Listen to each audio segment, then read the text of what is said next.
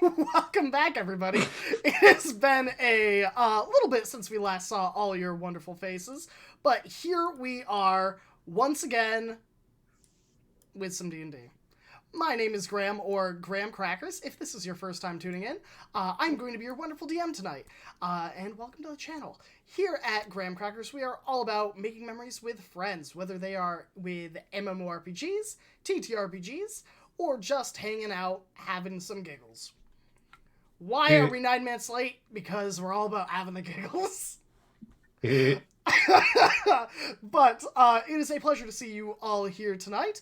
Once again, we are resuming Shards of Anarion, our D&D 5e campaign, featuring the lovely cast of players that I have with me tonight. Say hello, lovely players. Hello, lovely players. Oh. Hello. What's up? But although they need none, if any, introduction, I'm still going to ask three things from my players today. Number one, who are they? Number two, who are they playing? And number three, what is their character thinking about right now? I had a few Too easy. weeks to think of this Too easy. one. All right, I'm Truk. I'm playing Garok, the lizard folk death cleric, and he is very hungry. So hungry. So much death around him. He's so hungry.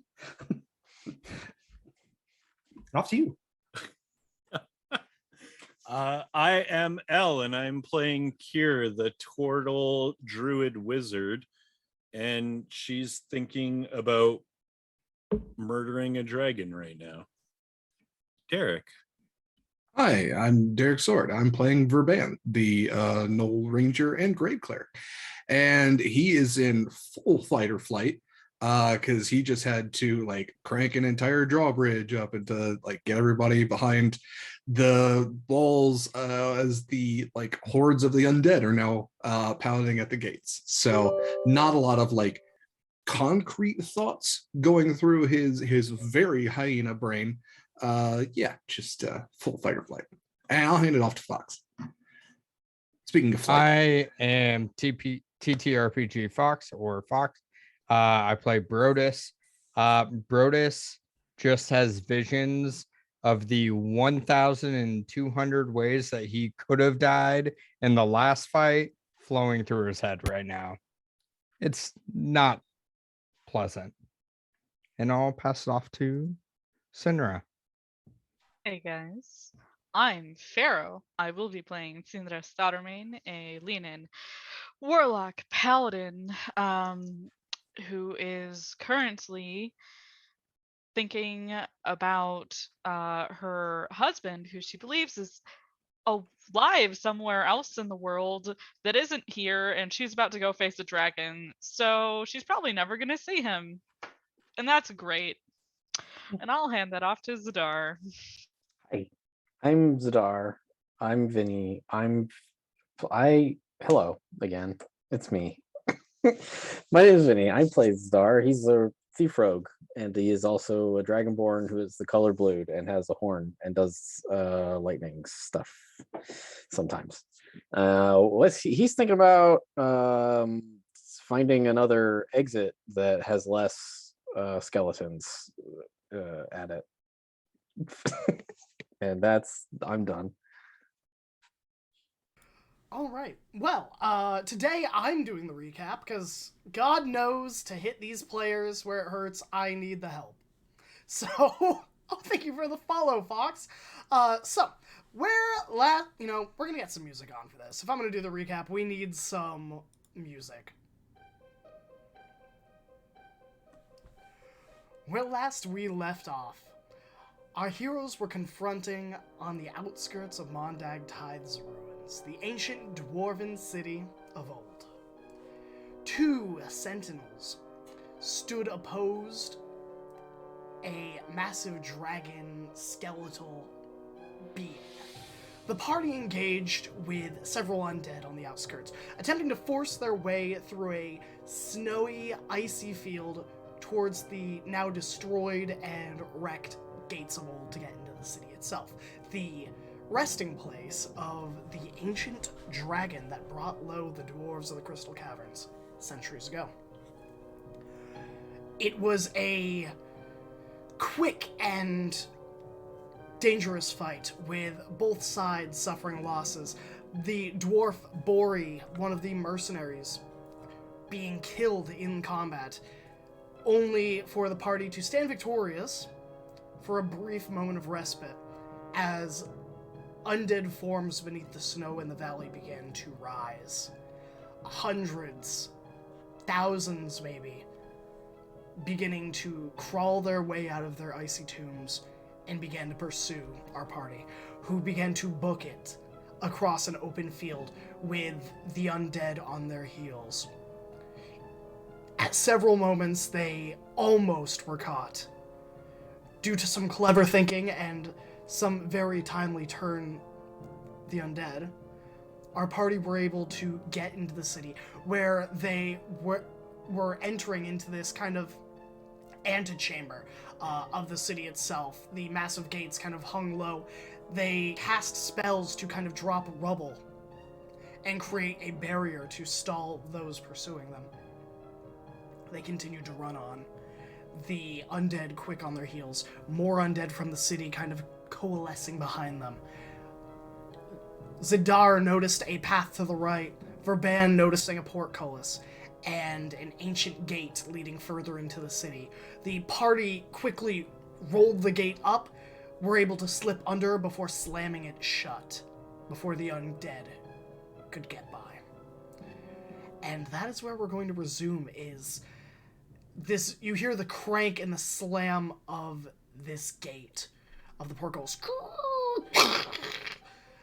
And you hear the snarls of undead, the clacking of bones, the audible sound of teeth smacking on each other like wet rocks, as undead and bony skeletal fingers kind of reach through the gaps in this gate, reaching for you, unable to find purchase, as they collide in hundreds and hundreds of skeletons, and corpses begin to try and push at this gate that is holding firm. May I? Oh. Oh, go ahead if you were not finished. Yeah, I'll finish, and then we'll go to you. Yep. In front of you, there is a street of ancient cobblestone. It is like this yellow, mottled yellow brick and mortar that seems to have lasted throughout the centuries. To your left and right are close-knit buildings that kind of form this wall. They are all interconnected rock. However, the entrances to these buildings don't seem to be on your side of the street, or to be accessible from where you are. The road, from where you can see, kind of heads a little downhill and then seems to swerve to the left outside of your vision. There are several buildings lining it, and I believe, let me just look at your past perception. Zidar, Garak, Verban, the three of you would notice that there are a few structures that kind of overlook that you can see from where you are. There seems to be this tower. It is far to the right of the cavern that you are in. It is, best guess, anywhere from 600 yards away to, 800, 900. It's hard to kind of do the quick math, but you can see the spiraling staircase of a tower that leads up into almost like a lighthouse, but it's like this blackened dome, but you see a light, this dim green light kind of slightly peering through darkened and dirtied glass. To the left of you, about 400 yards away, you see almost like a citadel gate. It kind of juts out of the wall. It's kind of a square structure of building and mortar, with kind of arrow slits and turrets carved into the rock itself. Then in front of you, far down, this is probably 3,000. This is like far, far down at the edge of your vision. Only reason you can really pick this out is because you do see light in the darkness. It is this dimly lit waterway. And within the waterway, it's kind of got this high rise of a waterfall that kind of feeds it, coming from probably somewhere down further from the valley.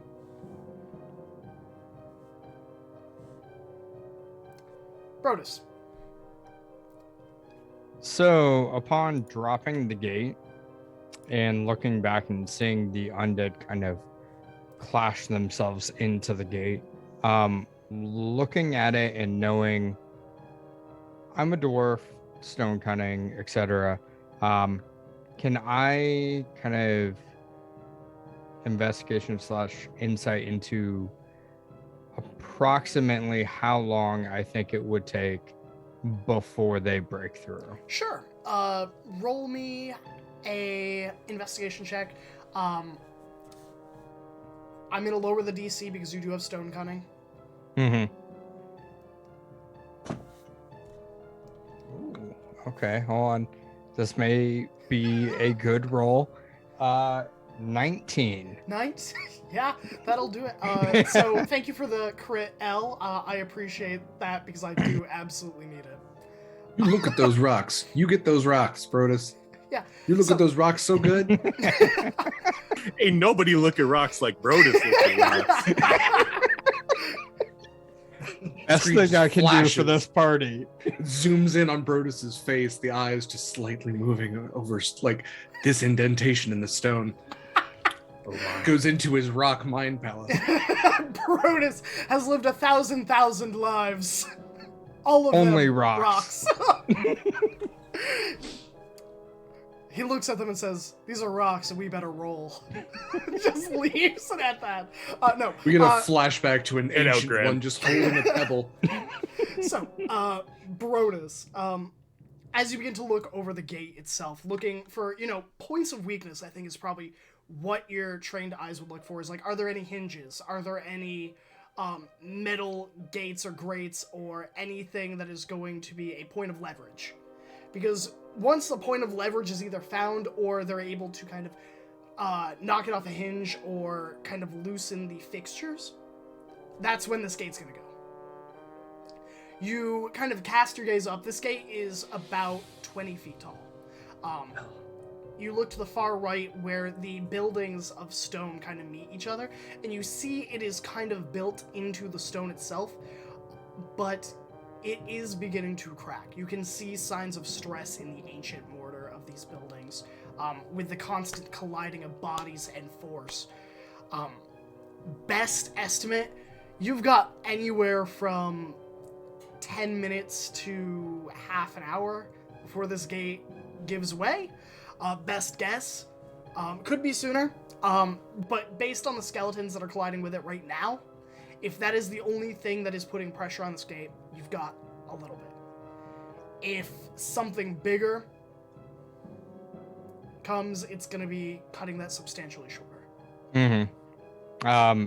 Yeah, so this is definitely something that, like, turned out the party as a whole and is like, this is not going to hold long. We gotta go.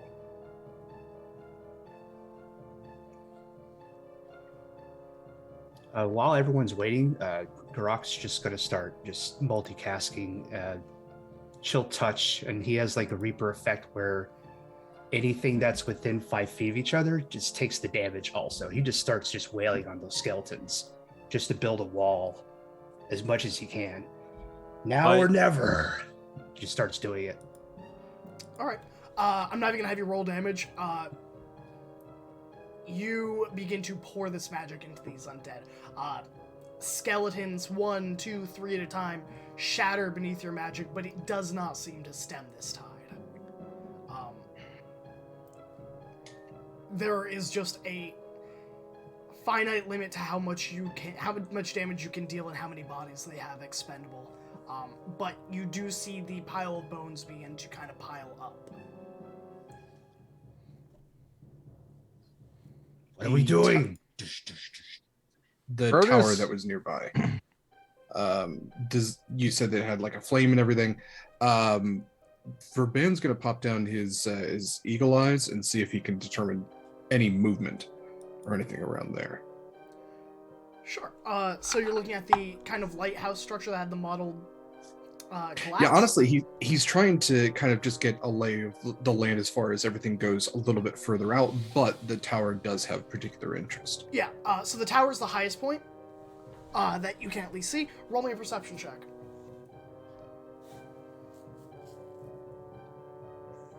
Okay, that is a 17. 17. You take a look at this tower, noting the glass and that dim green glow that's kind of peeking through the mottled dirt of hundreds of years. You don't see any movement. That's not to say that there isn't anything living there, just you can't make out anything definitive. Whether there are undead shambling there or something living in this city is hard to tell at this distance, even with your eagle eyes. It is hard to see what else is happening in this city. The tower is a high point. Perhaps we could get a bird's eye view of everything around here and find another route. Great. And Brodus just starts booking it away from the gate. Whatever is not near the gate, he's going. How much would the dwarf that died during that combat weigh? Probably about 200. Well, I guess it really depends on which half of them. Because I forgot to mention, Bori got ripped in half. One of the creatures that had kind of killed Ning pierced them through the body, lifted them up in front of everyone, and just... there wasn't a lot of time to grab the body, especially over the long kind of half-mile sprint, dead sprint. Okay, so we left the body behind. Yeah, they're... Okay, as much as all of you and even your companions would have wanted to, at the point where the combat ended, undead were already beginning to swarm towards you. And just logistically, I don't think you guys would have had time to kind of grab their belongings, grab them, then go. And is there anything, I know this is, you kind of described it as a bit of a fortification. Is there anything, like, movable or draggable that's heavy nearby? You can take a look around. Yeah. Not immediately, but if you wanted to go a little bit down the street, where it kind of curves to the left that you can't see, there may be something over there.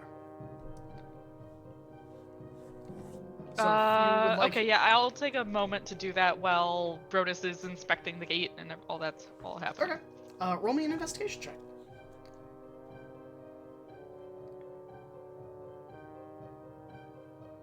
That is going to be a... Oh, hey, I have a plus to that.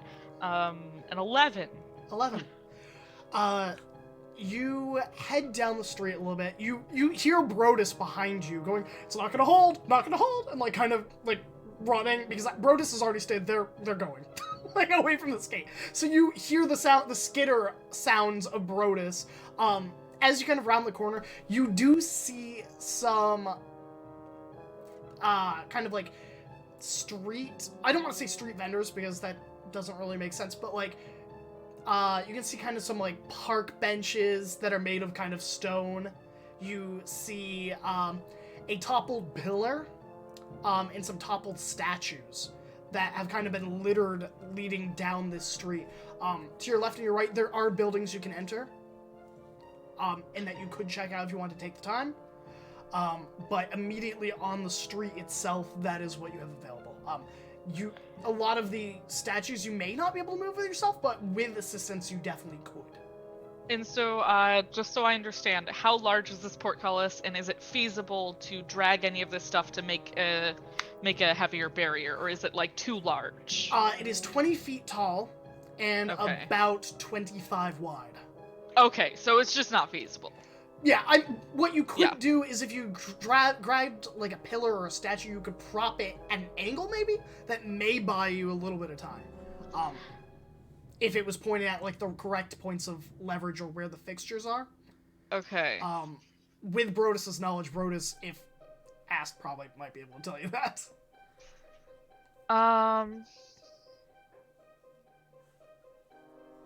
Okay, so given that, so there's no way to add additional blocking, but if you're saying that it is built in such a way that it could be braced against, then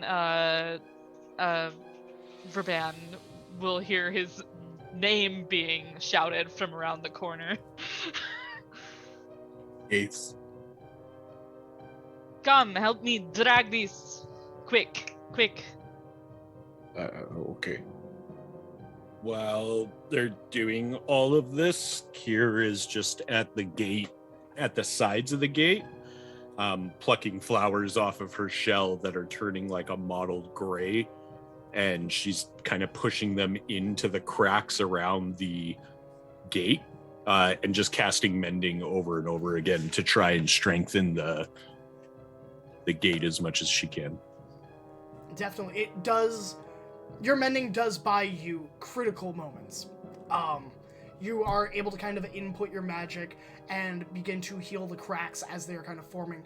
The problem is there are a lot of cracks on both sides, and you are having to alternate. And it is a losing game. It is like bailing a sinking ship. Zadar. So the first thing Zed would have did, as soon as the portcullis dropped, he would have looked around at everybody to see if anybody was particularly harmed, including the dwarves. So I don't know if my fellow players are missing hit points. I think that Garok was missing a few, and I think that out of the dwarves, only one of them seems to be even slightly hurt. They have like a scratch across their cheek. It's nothing life-threatening. Okay. Zed will reach into his medicine bag and pull out a little bundle of herbs, basically, to like painkillers, and hand one out to Garok and one to that dwarf. Yeah, so it's Gawain, the dwarf with like the brown beard that kind of had the numerous ornaments kind of tied into it. He thankfully takes the herbs. The dwarves, for their point, as you are all doing this, they begin to kind of brace the gate itself. Looking at you, they've kind of pressed their shields. So they're all kind of pressing with their body weight against their shields so that the skeletons kind of can't reach over to get them. Cool. And they're just kind of hacking at hands. So, quick note, I used my healer feat thing, so Garok, if he would have taken the medicine or the painkillers or whatever, would get 10 plus his maximum number of hit dice and hit points back. Same with the dwarf.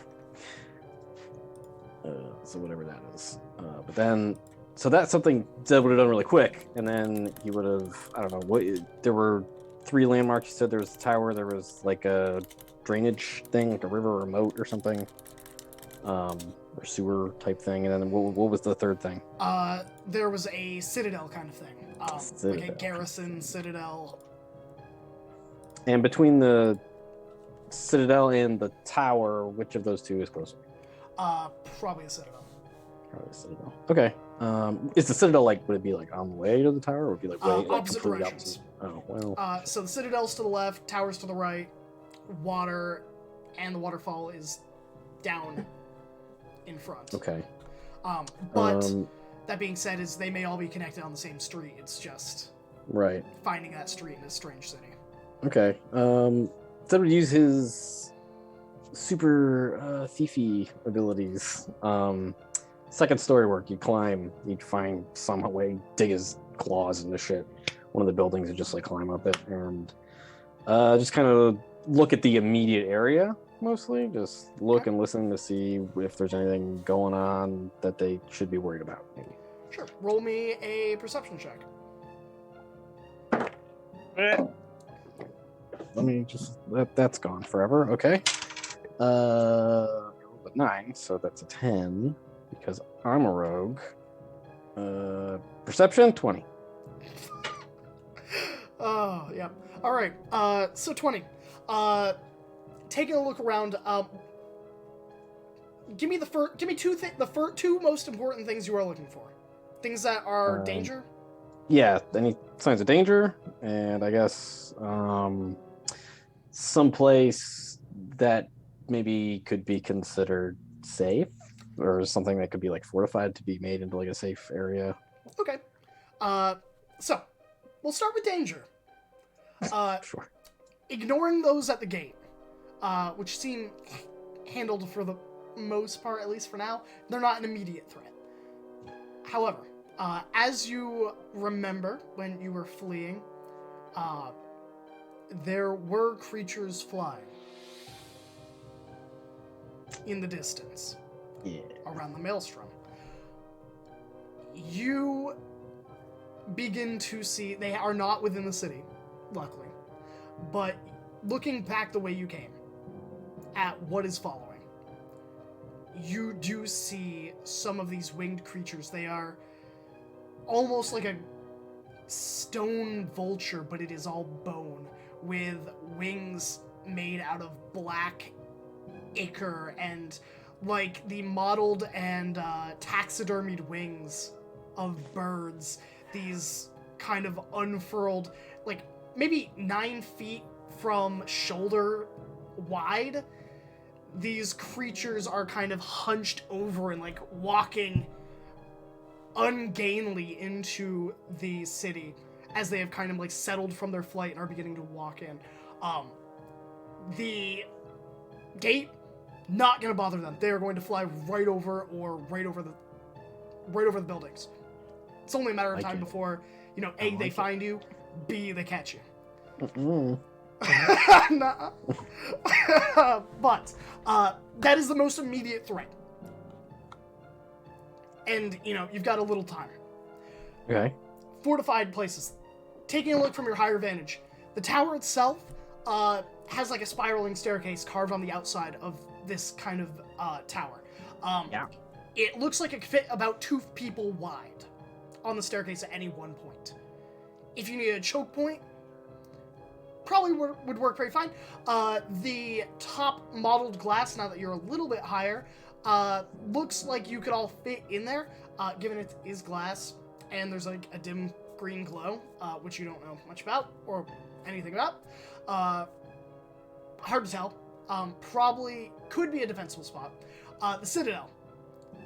Looking at it from now, you do see a series of set iron wrought gates that are shut. Outside of it, you see the ruins of carts long destroyed. You see scorch marks of dwarven shapes into the building surrounding it. You see bits of metal and armor and what's left of people that did not get past it before they shut those gates and probably died there. It looks pretty sturdy if you can find a way in. There are arrow slits, and you can see like a ballista that is on top. It's like a metallic golden ballista, and it does seem to still have ammo in like this old jar, like clay pottery, set next to it. But it would be a matter of finding a way in. Sure. Then if you're looking towards the water, you could swim, but leading to it, which it does, the road that you are currently on, heading down, you do see that it splinters into various subsections of the city. You see a wide expanse of dwarven architectural differences of what if you were going to compare it to like modern living, you see like a richer quarter, more of a mercantile quarter, like a trade district-y rundown. Just from the looks of it, it looks more geared towards like blacksmithing, and you can kind of see some smithies that have long gone cold, but like you can see like the anvils set outside. I might have left some free stuff down there. Probably a lot. Probably a lot of it. Outside of that, you do see one last thing on the 20. you see a door with a carved dwarven face. It is about 600 yards away, down the street and then off on a side street to the right towards the tower. The doorway with the dwarven face, it's like got a beard kind of carved in. The face kind of protrudes outward. Obviously, it has. It looks to be talking. It looks like it's faces moving. Yeah, its around face is right now? moving. It's talking. You can't hear it, and it doesn't look like it's talking to anybody in particular, but it is. You said it was like You 600 see feet away. like the stone moving. Yeah. You said it was only like 600 feet away. 600 yards. Oh man, that's Nothing not is close. a unit of measurement that I like. Okay, Zed will go back and tell everybody that there's. I mean, that's a lot of information to convey all at once, so he won't feel like he has a lot of time to say all of that shit. Instead, he'll just tell everybody. Let's see. Staying here is a terrible idea. We need to move, and I think that this will be the best way. And he'll indicate the direction towards where he saw the door at, because he wants to go see what's up at that door. Sinra, Verban, can I get a strength check from either one of you with advantage or both of you with flat rolls? That Do looks flat cool. rolls? Yeah, sure. Yeah. Oh, and he would also say that this is pointless because there's things that can fly coming for us. Is this athletics or strength? Strength. Dirty 20 for me. 17. 17.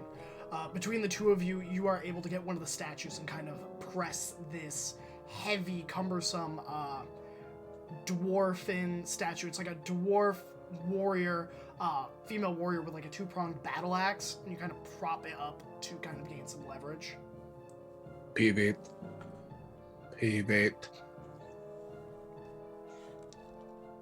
That's good. Enough for now.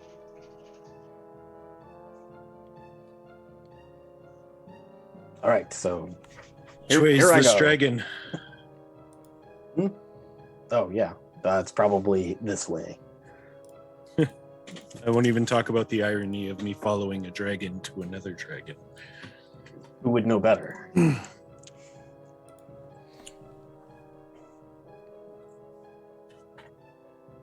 So where are we going?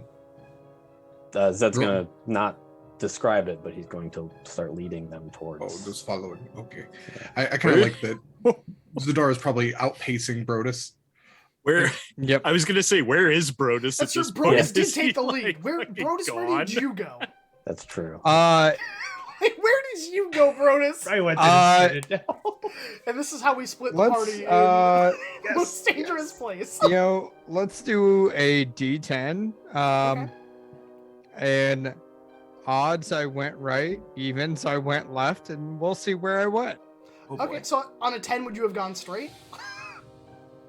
Oh, wait, there's Because there are three directions All you right, can go. all right. So So we'll how about we do a D 1d10 12, minus 12. 1? or And- Or or 12. no, a D6. Okay. 1 and 2 goes Okay. left. 3 and 4 goes straight.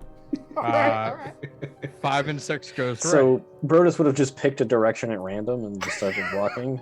Yeah. Okay. Sounds like Just it. wanted to Yeah, be clear. Brodus was like, that He- gate's not gonna That's hold what him out. Who was holding Brodus's leash? Who was in charge of watching Brodus? 1. Bad. So I went left Okay, Which so would you went be- towards the Citadel. towards the Citadel. Okay. This isn't where we split the party. This is where Brodus just is not part of the game anymore. You We hear a already muffled, left one dwarf. you hear we a left muffled one dwarf. dwarven scream and never hear from Brodus again. This is when All right. Brodus becomes the big bad. Yeah, which one of the dwarves was that? Nah, it's fine. We got more. This is really just Brodus's Bilbo arc, really. It's just... Mhm. just Finds a magic ring. yeah, Oh, that doesn't means tell he's going towards anyone the about dragon. their adventures, catches up after you've killed the dragon. He's like, did you see me in that fight? Alright, Brodus. You begin setting off towards the Citadel. You pick your left, and begin going down these streets. They are ancient and old. The architecture is unlike anything you've ever seen. It is nothing like the buildings in the Crystal Caverns. Okay. There are statues and writing in Dwarvish that you don't even understand. It is that old. It is older than written memory, in some cases, as you begin to make your way towards the Citadel, seeing it peak above the buildings itself. There are houses and structures on your left and right that you can get into. There are buildings of old that long have been abandoned. And behind you, you can still hear your companions over the clacking of bone, the sound of thuds against the gate. Roll me a perception check.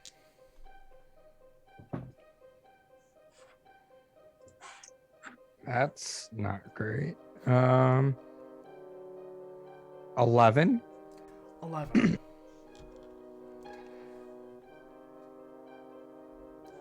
That's about all you hear.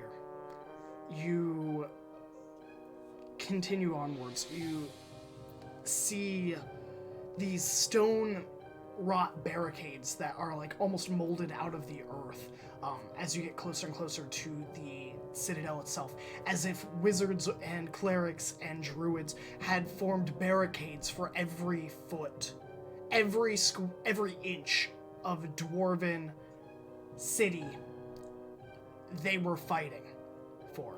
You see parts of these dwarven barricades smashed. You see bones littered, scattered. You see the clear oxidized colors of dwarven blood. It is like a river flowing down the street as you continue upwards.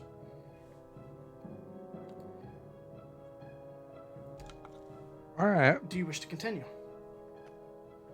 Yeah, he's still going to keep moving, but he's going to be keeping his eyes and attention turning left and right as I pass like alleyways and doors and stuff to not be caught off guard per se, but I'm still moving at a scurried pace. I'm not sticking back there.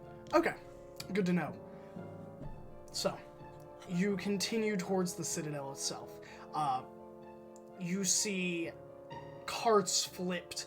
You see ballista bolts just on the ground, like they had hit something large or something big and just stopped midair, clunked. It does not look like they were deliberately dropped. You continue on towards the citadel, taking a look in the left and right down the alleyways, and you can hear something. Well, that's poor choice of words. You can feel something. You can feel. That's a poor choice of words. You can feel something beneath your feet. A shifting and a slight tremor in the earth itself. From far below the caverns that you are currently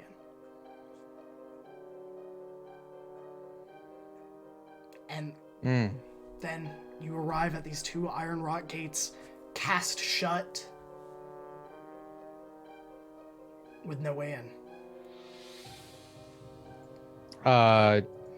Any sort of investigation to try and open them? Yeah, if you would like, it's gonna be a pretty high DC, but you can definitely try. Or if you would like to scale the art arrows. No. You look at these two gates and you're like, oh, well.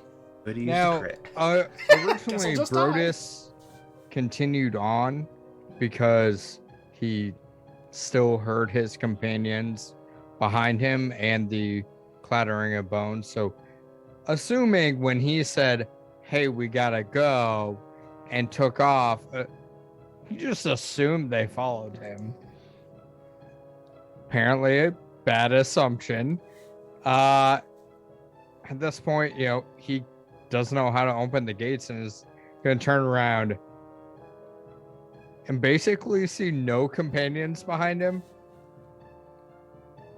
Am I correct in that Yeah. assumption? Yep. There's no one behind you. You are alone in a dead city, and your companions are now very far away. Hmm. And you hear the flapping of wings. And we're going to rejoin the rest of the party. Okay.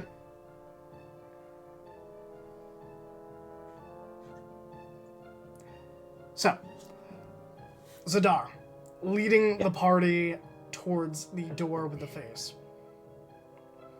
You begin to, from your best memory, head down the main way, and then cut right. Then cut at like a diagonal northeast from where you are. And you kind of come to this almost craftsmanship.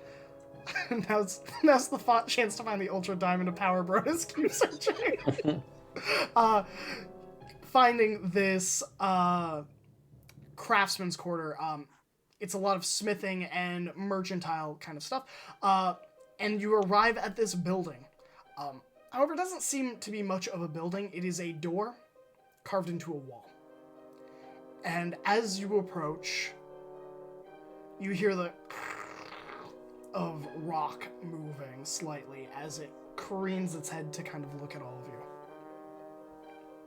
Do any of you speak Dwarvish? I think Garak does. And Kier. And Verban. And Verban, and the three dwarves. I'm the only one who doesn't. Sorry, you have hear, 5 I think. dwarves. I lied. That doesn't. Oh, okay.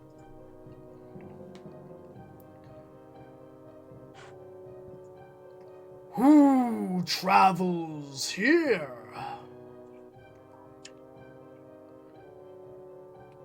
Is it saying that in Dwarvish? Yes. It said who travels here. For those of you who do not speak Dwarvish. Tell it. Tell it what? I mean, do introduce myself, or is it like a riddle? I don't know. It's a talking fucking statue. Well, I guess you'll have to ask it if it is asking you a riddle, won't you? Tell it those who wish to rid this land of its curse. Okay. That's a good answer. Yes. A bit of column A, bit of column B. Hello, Rock Dwarf. My name is Vorban. This is Garrock. This is Sinra. This is Zed. This is Kier. Where the hell is Brodus? Not important right now. Other dwarves. We are here to rid the land of bad things. Who are you? Do you have a name? It is nice to meet you. I have had many names. Door. That's neat. I was being nice. Can we get through? I don't know. Can you? Oh, dwarven grammar test. Sorry, dogs too. May we have access? It's a very cheeky door. I could let you in, but I require a sacrifice. Don't have time for this. Either you can open or I'll make you open. I have some I say in crystals you might Dwarvish. like. If you don't wish to sacrifice something to me to open, perhaps a riddle. Oh, yeah. We could do Make this. this quick. I am beginning to think it is arguing with you. What's going on?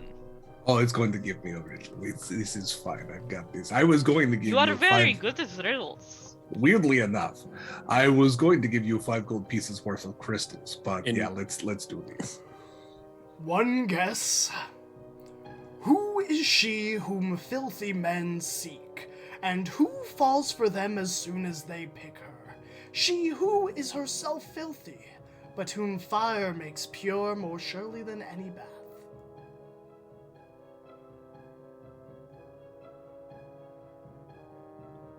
So she's That was a lot very- of words. What did it just say to you? Okay, so it's a riddle about a lady who is Absolutely filthy. I mean, she's into the dirty stuff. Like dirty men like her, but she also makes dirty men clean, and fire apparently cleans her better than water could. In the Discord, I have posted the text for you all. Why are none of our dwarves talking to the dwarf door? The Speaking five of dwarves, which. yeah, Ori, Gawain, Labradine, Philly, and Millie. I ain't talking to no dwarves.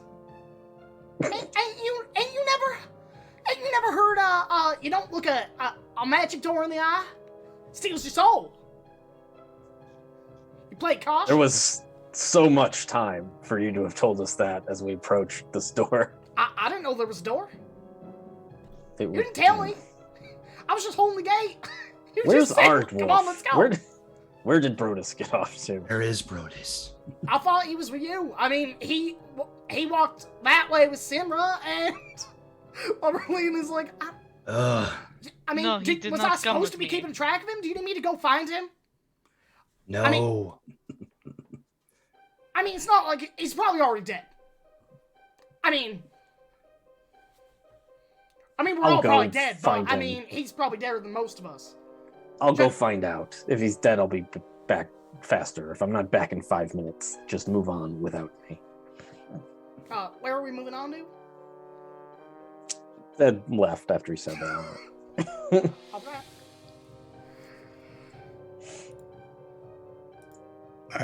I believe I have an answer. Oh. I believe I do. You are a dwarven door, which in my head I was thinking water at first, but no, that's dwarves don't bathe. No, this is the pick. The pick was the twisted part. It is like gold or metal that you find, like ore that you find in a mountain. Yes, fire makes pure. Yes, free at last. And the face kind of lets out this yawn, and its mouth begins to grow and grow, and a door forms. I think I just released a spirit. Good, now go. What spirit? What? I don't know. Let the scary Not door swallow important. you now. All right. And Cinder will stand back and start like pushing some of the dwarves through. Yeah, it's not a vor thing. It's not a vor thing. Just It's just a door thing. Yeah, Philly and the Millie. good are old like, vor door. Philly and Millie are like, I don't want to go in that door. Talking door. I ain't going in that door. But we don't know where that leads. I mean, we don't know anything about anything. And Just about on the that other time, side they of the hear door. like the gate go. All right, I- keep talking to where it is. I was gonna say if they don't move. That's what I'm trying to tell you. If you need me to keep track of Brodus, like, you should need to be telling us that. Like, hey, here's a dwarf that doesn't pay attention. Let's or, go. Oh, all right, Grok like all right. thaumaturge. They just go in. Thaumaturges his voice. They head in. Brodus. Back to you. Uh-huh. No, we're gonna change the music for this. It's happy music. I know. Yeah, Great. I'm looking at sunshine. Just-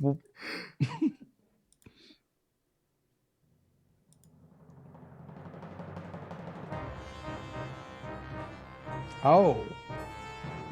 You Ah. hear the flapping of wings, the sound of decayed and decrepit wings flapping, more air passing through them than keeping them aloft, as this vulture-like creature lands behind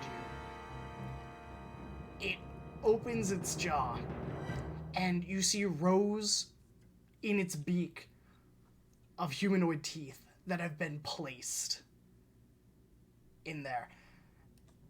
Okay. It is about 9 feet hunched. And it stares at you for a moment. And you can almost swear you see it smile. What do you do?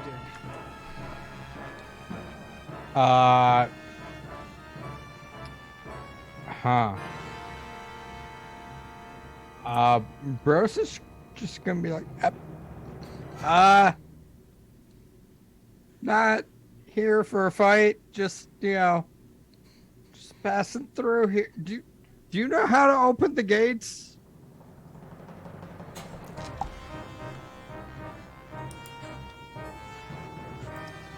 Roll me a charisma persuasion check, I guess. Oh, come on. This is where you use one of those crits. You know Exactly. what? Let's do it. All right. Let's What is your crit. total with a crit? Total with a crit on persuasion is a 32.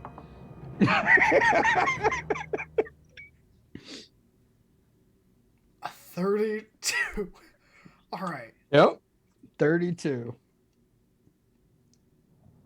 Okay. Well, let's change the music again. I thought this was going to be a seriously threatening time, but I guess it's just Brodus makes friends in the most uncomfortable of situations. Woo! There we go. I don't know if this music made it any I better. like this music. You want to open the door. Oh, whoops. You want to open the door, little dwarf. He who scurries about on the stone, unchanged by time. Tick tock, your race will all return. But you are amusing, aren't you? There's something different. Something I want. And I will have it.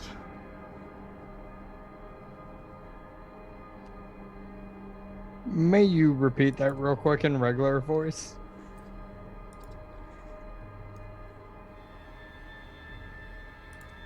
Yes.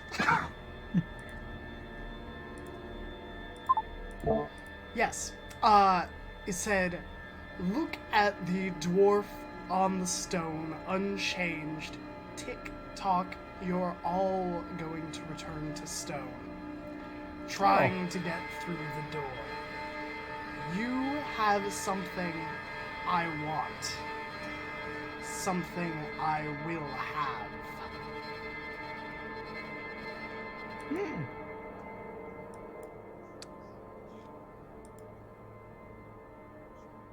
And that is?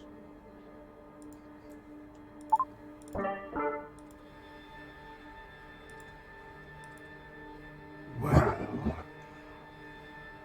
I know who sent you here.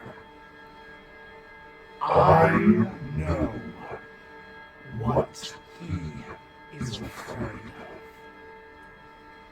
But it is too late. I am coming. Well,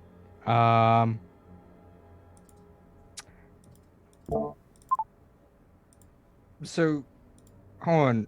If you know who sent me here, and he knows you're coming, what do you need from me?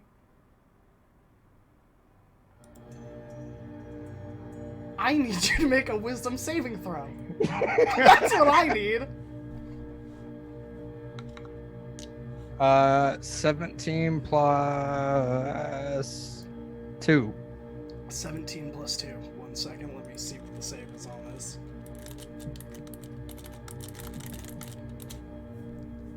Again, everyone, bros is fine. All the faith in the world.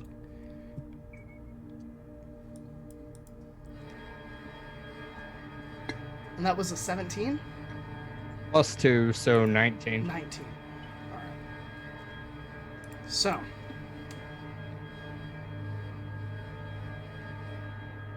You fail. Ooh. That hurts. Yeah. So, for a moment, you're skilled in charm magic and resisting it. You know the subtle techniques to avoid it. But with most people, most bards, most people who you would use fey enchants or illusion magic, it is malleable. This is like a force of nature. It is crushing, overwhelming power. For a brief moment, you kind of focus in your mental faculties, forming like a barrier, like a shield wall of dwarves pressing back an oppressive tide. And quickly, it begins to give way, inch by inch, and then suddenly you don't feel or think anything. Oh, You are now under the spell Dominate Person. okay. You shrink down into your most basic shell of identity. You can feel your feet moving. Zadar. Yeah. So, you went off in search of birds. Mhm. Well, let's get some different music on here. As you begin to look for Brodus heading back which way? Which way would you think to look? There was the waterfall way, the citadel. Jeez. I guess he would think that Brodus would take whatever is the path of least resistance. So whatever looks like the easiest way to just go. So I don't know, like almost definitely not the water. So Okay. So we'll say towards the citadel. Yeah. I'm assuming you are at a hurried pace. Kind of, yeah, not super hurried, not like sprinting, but yeah. Okay. You begin to head down the street, and you see Brodus with a glazed look walking in your direction. Walking calmly. And behind him, you see one of those winged creatures. Oh yeah, Zed would have tried to not be seen by that. Yeah, for what it looks like Brodus has not seen this thing. He is, like, walking away from the citadel. Mm-hmm. And this thing looks like it may have just, like, sat down and is, like, about to attack. Would be kind of... Zed's not the I'm a hero and I'm gonna shout to distract the monster for you kind of guy. Like, as soon as he sees that thing, or he sees anything threatening, really, he would try to hide in such a way that he could still maybe see what's going on. But he's gonna hide and wait and assess the situation before acting. Okay. Roll me a stealth check first, and then roll me a perception check. And we'll see just how much you can glean. That is going to be a 26 on the stealth. All right. I don't have advantage on perception checks. That's going to be a 22 on perception. 22 on perception. Okay. You see Brodus walk towards you about halfway between the distance between you and this creature. He turns to the left side of the street, where there's this stone pillar and a stone wall. And he walks towards it and puts his hand on the wall. And begins to twist his palm flat on the stone. And you can hear gears and turning levers deep within the stone itself begin to move under his touch. From inside the citadel, it sounds.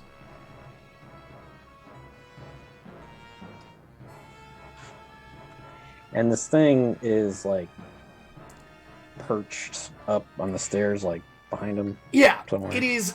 I will say it is maintaining eye contact with Brodus as Brodus is doing this. Oh.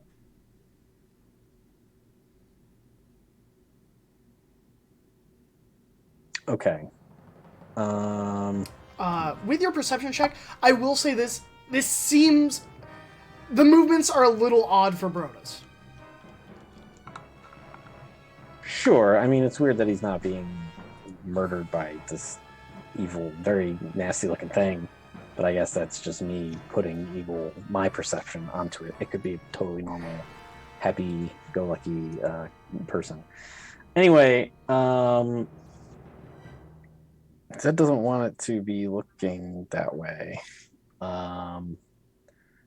He is going to take his little bell that he has, and he is going to try and like huck it in somewhere away from him, somewhere to like try and hopefully he wants to like distract the thing and maybe get it to look somewhere else and take off to go investigate. Okay.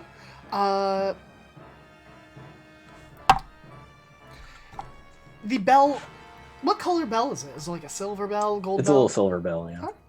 Huh? Make me a bell sound as it's kind of... Make you a bell sound? I want to hear your best bell sound. What does it sound like? Is it a ding-a-ding-a-ding? Is it a... Yeah. I'm a bell. Hey, it could be a magical bell. You never know. Oh, there's no Kia bells. So this bell begins to hurtle through the air, landing a little bit away on a different street. And this creature... Like, its neck... That was a weird sound. It wouldn't make that sound. Its neck careens, and it looks... And as its gaze leaves Brodus, you feel your body and your sensations begin to return to you for a brief moment. You feel your hand on the stone. You feel like the gears whirring. You hear the sound of a bell. Oh. Well. Kind of wants to take a look back towards the direction of the bell. Okay. It is like... So you see a building on the far side of the street, opposite of you. It seems to be on the street that way. Okay. And with the gears turning and whirring, looking back, you can hear the citadel gates beginning to open like which is what I wanted. with the 32. Yeah. So just like, huh? I don't know how I figured it out, but it's opening. And just kind of hanging out there while it slowly opens, but cognizant of where the bell was.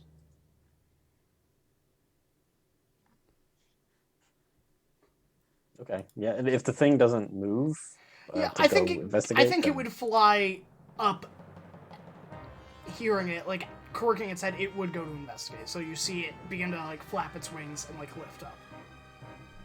After a moment. Okay. Is there what's the lighting situation here? Is there any natural light coming from anywhere? It's dim light. There are like small glowing stones that most of them are on the ground that seem to have come from lampposts long destroyed or broken. Okay. So cool. Zed will get it, he'll whip out he's got a little pocket mirror, and he'll try and like angle it so that it catches the light from one of the stones and he flashes it in Boris's face. Or he tries to anyway, if it's bright enough. Yeah, I'd say you And- can do it. That's easy. Yeah, if Bros notices, then Zed will be like, "Hey, He probably knows. And just kind of turns and I see Zed waving at me. like kind of beckoning you over." All right. I'll definitely go over to him and just kind of head towards him. I don't know what the flying thing's going to do, but I'm going to head towards Zed.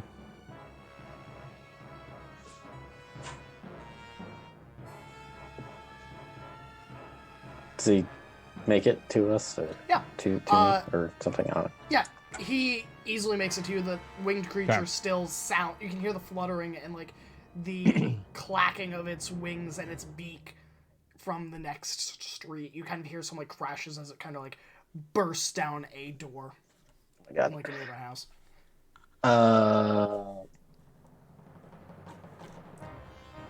Geez, I guess I don't think Zed would try to have like a full blown conversation right now. He would just assume that Brodus is on board with trying to get away, and Zed would he'd probably just say like, "Follow me," and then try to direct him in a way that would sneak away. And just real quick, where'd you all go? I opened this. Talk about it. Well, no, he'll say, "I'll take you to where we went, and then we can all be together." All right. But that's going back towards the gate. Sure, we'll go around it or something. Is that a problem for you? No, it's fine. Let's go. Okay. And then we'll try to help Brodus, like lead Brodus on a sneaky route away back to where he came from. Yeah, the gate definitely breaks down at some point in your travels. You two are able to kind of circumvent with your time searching for Brodus, and from your viewpoint ahead of time. You are able to kind of get ahead of any skeletons as they begin to kind of disperse through like the various streets, keeping ahead of them just barely. And I imagine, are there any of the windows of these buildings or doors open? Yeah. Okay. Yeah, I would try to use those for cover mostly, like in and out, stuff like that. Okay. And yeah, I mean, I'm just gonna try and direct Brodus and myself back to the door. Yeah, that's it. Yeah. The two of you make it to the door itself. It is still open. In that yawn, with like the dark silhouette of a almost like a opaque sheet where you can't actually see inside, but you could pass through it. As you get there, you hear skeletons and the sound of bone and the sound of those bird-like creatures headed down this way. They're about to the intersection where you could have taken the left to the Citadel, taken the right. And they're getting closer.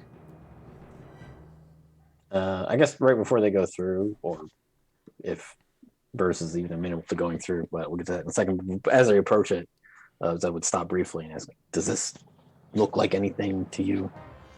Is this familiar to you at all?" He gesture toward the door. I mean, it looks like a face. Yeah, it was talking and it had a riddle or something. I mean, nothing I've personally seen before. All right, great. Let's just go through it then. Okay. So dialing it back a little bit, let's change the music here. The group that entered first.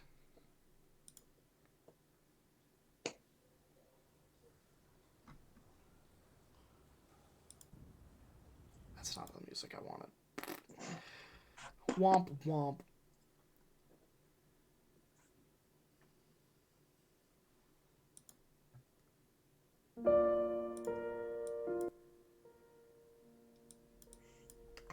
You enter into this lavish room as you pass through this opaque sheet.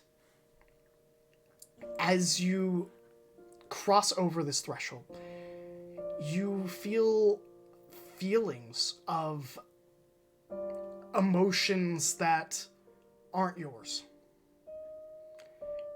You feel sorrow for experiences and songs you've never heard, tales you've never read, people you've never met.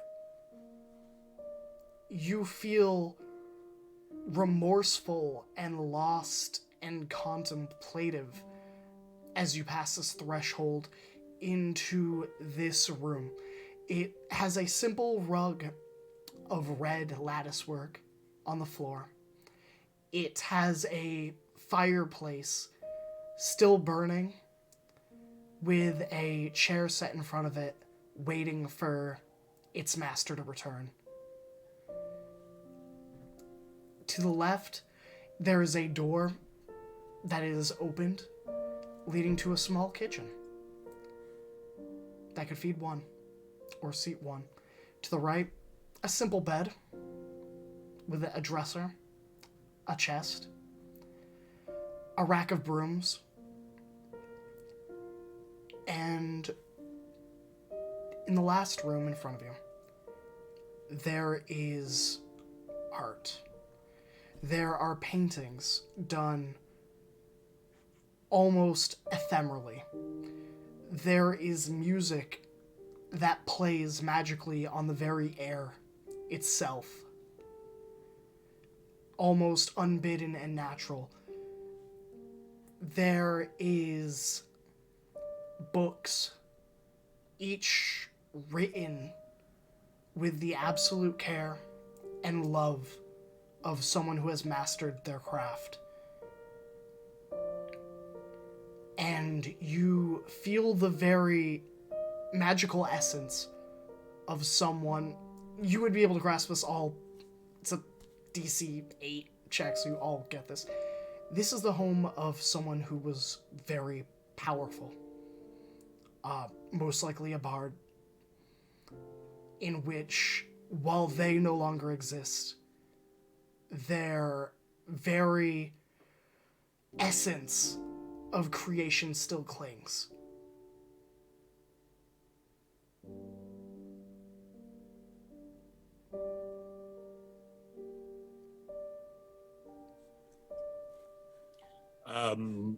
As we enter, when I look back, is the doorway still there? Yeah, so you see this door. It is not, from once you have passed through a threshold, it looks like a regular oaken door. Very out of contexture for the dwarven architecture. This is more like elven that you would find in Teldrassil. It is homely. Not big enough for a dragon, though. Not big enough for a dragon. This is not a dragon's home.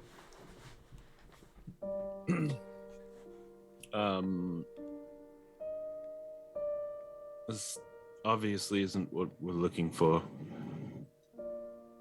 As nice as it is, we can come back and check it later. We have business. And Kira's just gonna walk right back out.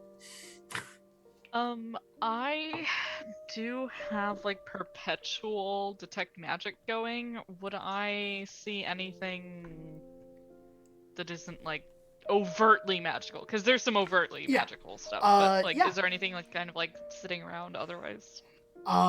Two of the books give off a magic aura. One of the brooms, there is a painting that is like pictures of waves on an ocean, and the very waves of the painting seem to move. It is a illusion magic is what it would give off. What do the books give off?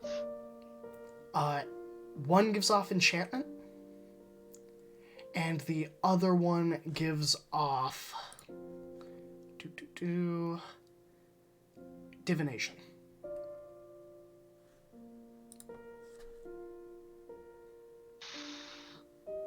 I'm just gonna grab the books. All right.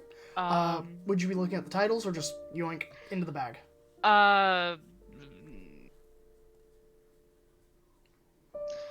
I will take them and kind of like turn their faces towards Garak. What do these say? Assuming they are in Dwarvish, which I They're don't not. speak. They are in Oh. Elvish. Oh. Well, I still turn it towards him. He Yeah. knows things that I don't. Can Garak, you do you read speak it? Elvish? Nothing I can read. Because I don't read. It's a waste of time. It is not a waste of time. Perhaps right now, yes, with dragons and undead.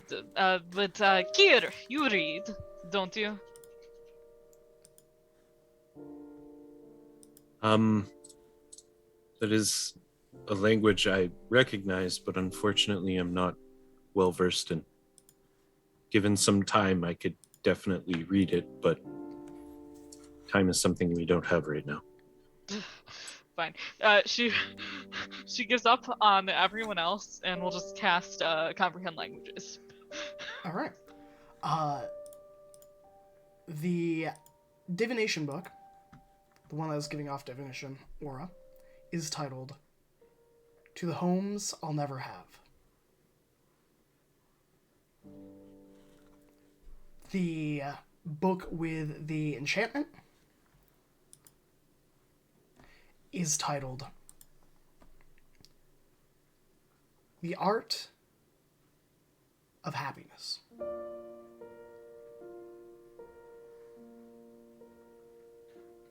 Okay, she's just gonna take these and like mildly flip into them as she starts heading out with Which one?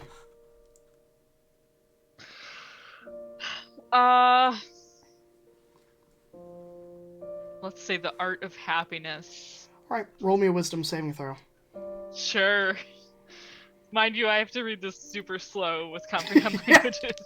It's like a page a minute. Yep. Wisdom saving throw. Yep.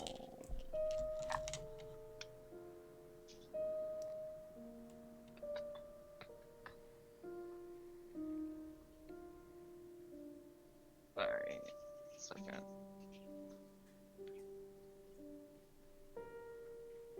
Why is my computer so laggy right now? That's going to be a 15.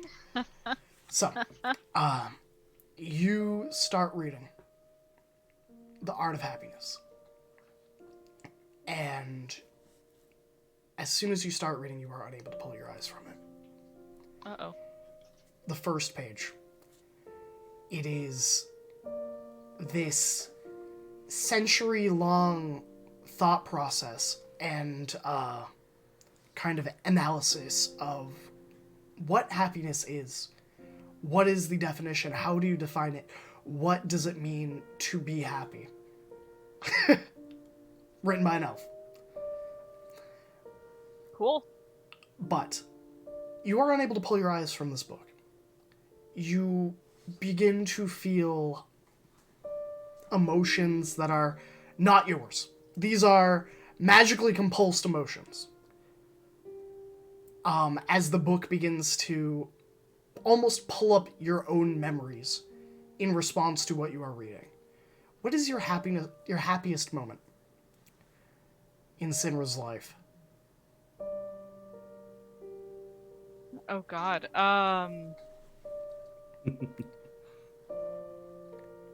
I've got one if Brief you moments if you don't. of as a young child with her brothers, perhaps. All right. So, you are on this golden Elysium-like field with your brother. You are just eyes above the golden grass of the plains, as you used to remember them. You can see your brother, his brown and reddish fur, his blue eyes, and he's smiling at you. Well, come on, Starlight. You're never going to keep up with me if you Can't get a few pounces in, right?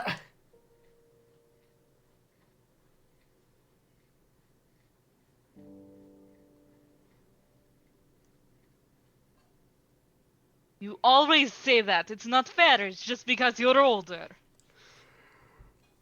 Well, it's not my fault that I'm older. I bet if, you know what, if our places were reversed, you'd be saying the same thing to me. Or I'd be saying it to you. But you know what? It's because of practice. So, Yes, but you also talk too much. I'm gonna run after him and pounce. you collide with him, and he kind of catches you in like a hug as you kind of collide, and he like, oh, like fox injury, and he kind of spins around and then like rolls you onto the grass and like collapses, and he's like, oh, well, you got me, oh. I'll kind of like half like prop myself up on top of him and like just like cackle maniacally, like a child who has won a game. And your brother laughs, and you feel the next page turn. I'd like another saving throw. Oh no, no. Also, much worse. Please subtract 1 hit die from those you can recover during a short rest. However, you may increase your maximum HP by 2. It is a permanent increase.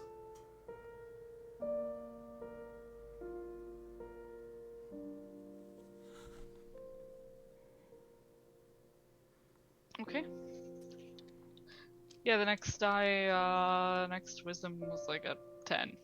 Right. The next page is what happiness you can give to others, in how people can derive their own happiness pulling from that which they can give. Happiness is not exclusive.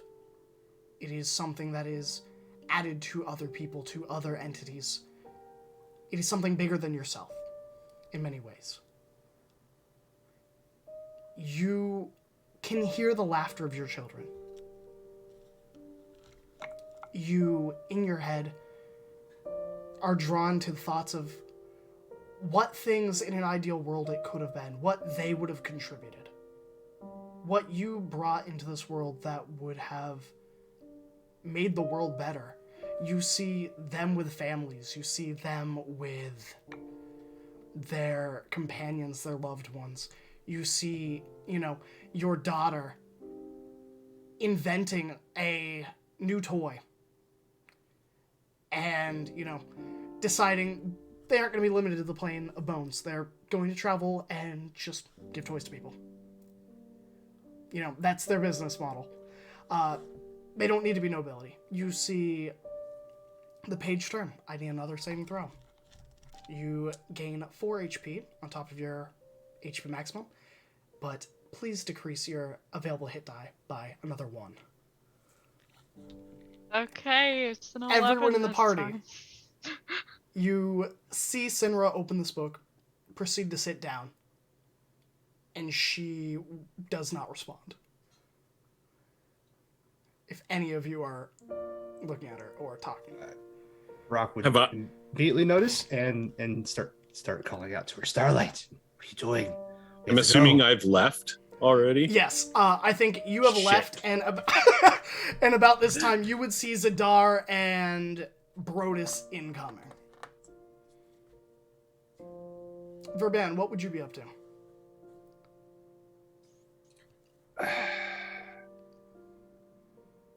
Probably still there with Sinra. Yeah, it's nice in here a little bit, but also, oh no, what's wrong with the cat?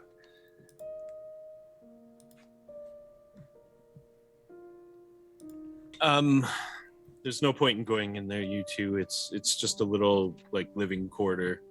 Our quarry isn't in there. We need to find a different route.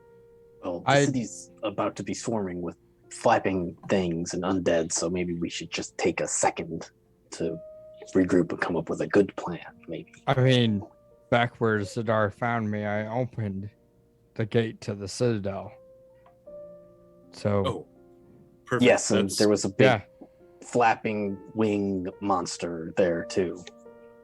like a dragon? No, Or just No. definitely wasn't a dragon. Well, then it'll be easier to kill. Well, and it didn't really attack me. I spoke to it. You spoke to it? Yeah. Let's learn more about that while we're inside the room, maybe. Uh, This is what I was more- talking about, regrouping. Right. Okay. All right. I will turn around and go back in. The three of you enter back into the house. Is there there's a door? Can I close it? So it is just like a black sheet. As soon as you pass through, it is like teleporting you to a different space. It doesn't seem like you can close the door behind you. Now that you've opened it. I don't like that. Can I put something in front of the door? Oh yeah. What, like just anything, or are you just trying to like grab a barrel, throw it in, or like overturned I wagon, don't know. or Is there a bookcase? Sounds like there's a lot of books in here. yeah, you can pull a bookcase in from the room and cover the door on the outside. Yeah. That's gonna do that without actually like looking at anything in the room, really. Sure. Easy enough to do. Cool. Two of the dwarves will help you. Just move it, barricade Right. it. Okay, what's going on? Why is she reading a book? Hey, Sinra, I am going to take this book from you, okay? Too much of reading is bad for you, I've heard. It'll hurt your eyes, and he's gonna just grab the edge of the book and just pull. Are you looking at the book when you pull it? Is Verban? No, I think he's looking at Okay. Sinra. I thought you were asking Sinra. No, sorry. he's looking like at her, like trying Okay. to match eyes. Sinra does not even, I don't think, even gauge you. Their eyes are solely on the book. They have like a death grip on this thing. My little retractable claws. Actually, they're not that little. They're If she's not letting go, he will probably like glance down, like what could possibly be so interesting. Make Buy a it wisdom from her saving throw. now. Dang it. What kind of saving throw? Wisdom saving throw. Can he read Elvish, or does that not matter? It doesn't Yeah, matter. okay. Doesn't matter. Okay. It's an 18. 18. What is Verban's happiest moment? Oh, jeez. Is what I gotta ask you. It is his happiest moment is probably his first successful hunt. Okay. Your first successful hunt. That's It's good. when the pack felt, he felt pride in himself. Others felt pride in him. He had something to show for his work, his effort. It was when everybody kind of, there was food and everybody benefited from something that he did. Okay. And it wasn't a dwarf. Not that time. So once again, you are flooded with these feelings as that book kind of pulls, almost like it's feeding. In a way, in that you are there in your first hunt, and as I get my happy music back, and there's a fire going around the camp. What was your first hunt? Was it a gazelle? An antelope? First hunt was probably something, that couldn't hunt back. So yeah, probably antelope is a safe bet. All right. You feel a furry pawed hand on your shoulder. It is comforting and firm. It is one of those feelings and touches that you immediately interpret of, you did good. You see the gazelle, it is freshly cleaned and skinned, and it has been spitted over this fire. You hear the cackles of laughter and mirth from your tribe. I mean, given its hyena cackles, but it is a warmth. As warm as the fire can be, this is about knowing your place in your pack, in society, and being at peace with that. And as warm as the fire is, the warmth inside spreads.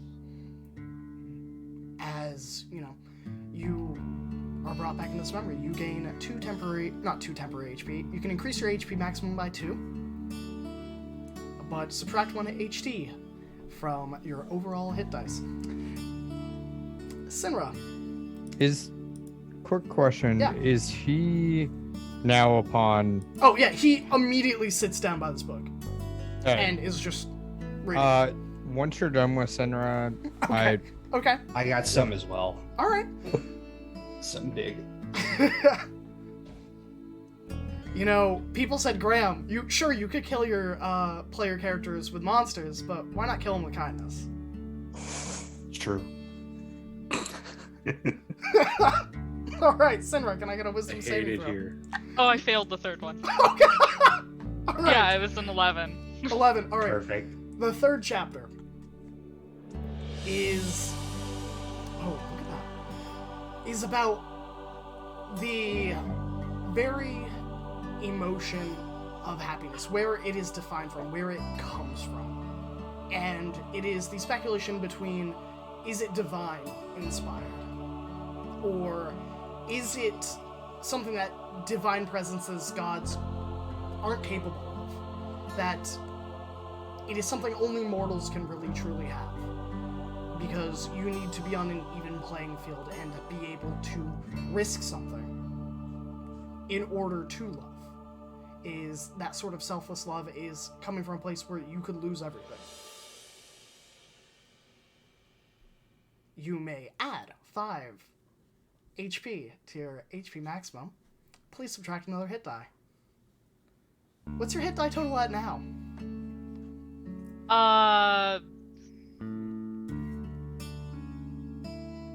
8. This is really messing up my healer feat thing. Nerf. Hey, I don't make the rules, I just put the cursed items in. Alright, Brodus, Garak. Brodus wants to, seeing her not want to give up the book, and then Verban joining her on the floor just in content, knowing that there is still an immediate danger outside, wants to break out his lute and counter charm. So I will perform, and everybody in this party knows from our very first caravan ride out, my music does shit. It doesn't inspire people. It is uninspiring. I'm hoping to break the counter charm with how bad my music is. Okay. So what is the actual function of counter charm? Does it counter all charms, or from this point, as long as it says you can perform until the end of your turn, but I would essentially keep doing that until hopefully it broke. You and your friendly allies within 30 feet that can hear you gain advantage on saving throws against being frightened or charmed. Okay. Sinra, Verman, make a saving throw at advantage each, please. Garak, what would you like to do? Is there... As he sees this going on, it's this is magic. This is not normal. And he kind of... aren't magic? Well, whatever has happened to them is not magic. So he's gonna assume it's the book because she has a death grip on it. And and Verban doesn't just willy-nilly just sit down and do nothing. He's read Just- one book. He's done things. So he He's a kid's book about dragons. So Grok is kind of just like waves his hand and says, "Oh, magic, trickery," and he kind of points his finger, and like this just swirl of whatever, probably infinity sign, and he's going to dispel magic on the book. Okay. All right. Let's see. At 3rd level. Okay, dispel magic at 3rd level. So, I believe you have to make a save if the spell is higher, right? For each spell, 4th level or higher on the target, make an ability. Yes. Okay, make me a ability check. This is a 7th level spell. So DC should equal 10 plus the spell's level. So I need a spellcasting modifier check of 17. Or you can use a crit. I'm going to use the crit, Okay. What which does... will put me at 28. All right. So you draw this infinity sign. Let's turn this music off because now the happy times are over. And I'm sorry, did you say 28 crits? Well, I got a +8. 20 total. Oh, okay. I thought you were claiming you had 28 That crits. would be insane. I'd be Yes. like, what? I was like, 28 what? crits. Never. You never have to roll again.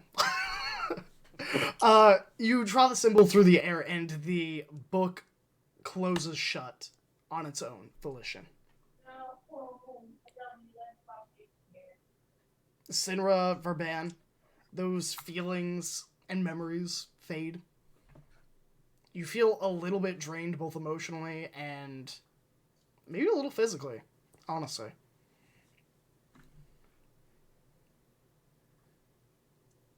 I thought we had talked about letting me see magical items before you start using them. I mean, guys, my music worked. Don't ever do that again. I will tell you, Ning, love my music. My sibling was a dullard. They weren't deaf. I'm sorry. I mean, someone's got to love my music. We're still looking to this day. Sindra, are you Close. okay? I'm fine.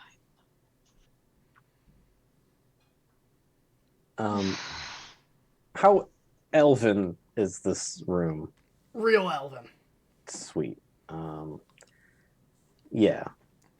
So Zed would just start like cursing and kind of like, shut it, motherfucking some fucking Fae bullshit. Nobody touch or look directly at anything. We need If to you get can out of help here it. now. No, On a scale of 1 to Legolas, this motherfucker's got pointy ears. just don't touch it. This Just don't mess with anything. We one need a minute. It's magical as well. Great, just put it away. Here, he gets out a sack and just like holds the sack open. Just put the Fae nonsense in the bag. We'll drop that book in. And that broom. Well, I don't think the broom's going to fit in here, but whatever. He goes and he just grabs the broom. Does anything happen to him? Does anything happen to you when you grab the broom? Yeah. No. Great. Feels like a broom. It's got Cool. like a little fire ball, like fire shooting down the side. That's it. Weird. Okay, Hmm. great. Now we're just going to take he like ties off the sack and then like ties it to his backpack or something. I don't know how he carries all the shit he has around. He puts it in his RPG character inventory, and Yeah. It just fades from existence into you. yeah. He says, "All right, now everybody just let's all compare notes, maybe." There's nothing in here except that it's cursed. Let's go. Great. Before we go, the streets are basically filled with undead and flying things at this point. Yeah. One of which Brodus had an interaction with. Yeah, spoke to one. So, the opposite direction from here, going towards the Citadel. I actually talked to one and charmed them into helping me open a gate. So that gate is now open, but we're way over here now. I'm gonna need a You- deception check. Yeah, He's I doing was that. gonna say, do I believe him? It is definitely a deception versus insight. If people probably want to check that because I think Brodus knows. You don't need a roll. It's a 10. My passive is 18, so Wow. Graham, I did want to ask: Sure. does all this in this lovely little elven room, have we been here long enough to count as potentially a long rest? No. Considering it, no. Okay. You've been here like 10 minutes. All right. Max. Good try. Yeah. I mean, you're welcome to stay forever if you I was want. weird. Great. Yeah. So they helped me open the gate. And yep. So there's a gate open. I That can confirm that I saw him open the gate. So, okay. Well, yes. he's obviously lying about the rest, but that's probably the way we need to go. So The important part is the gate. Right. I can set him on fire if he tries anything funny. It's fine.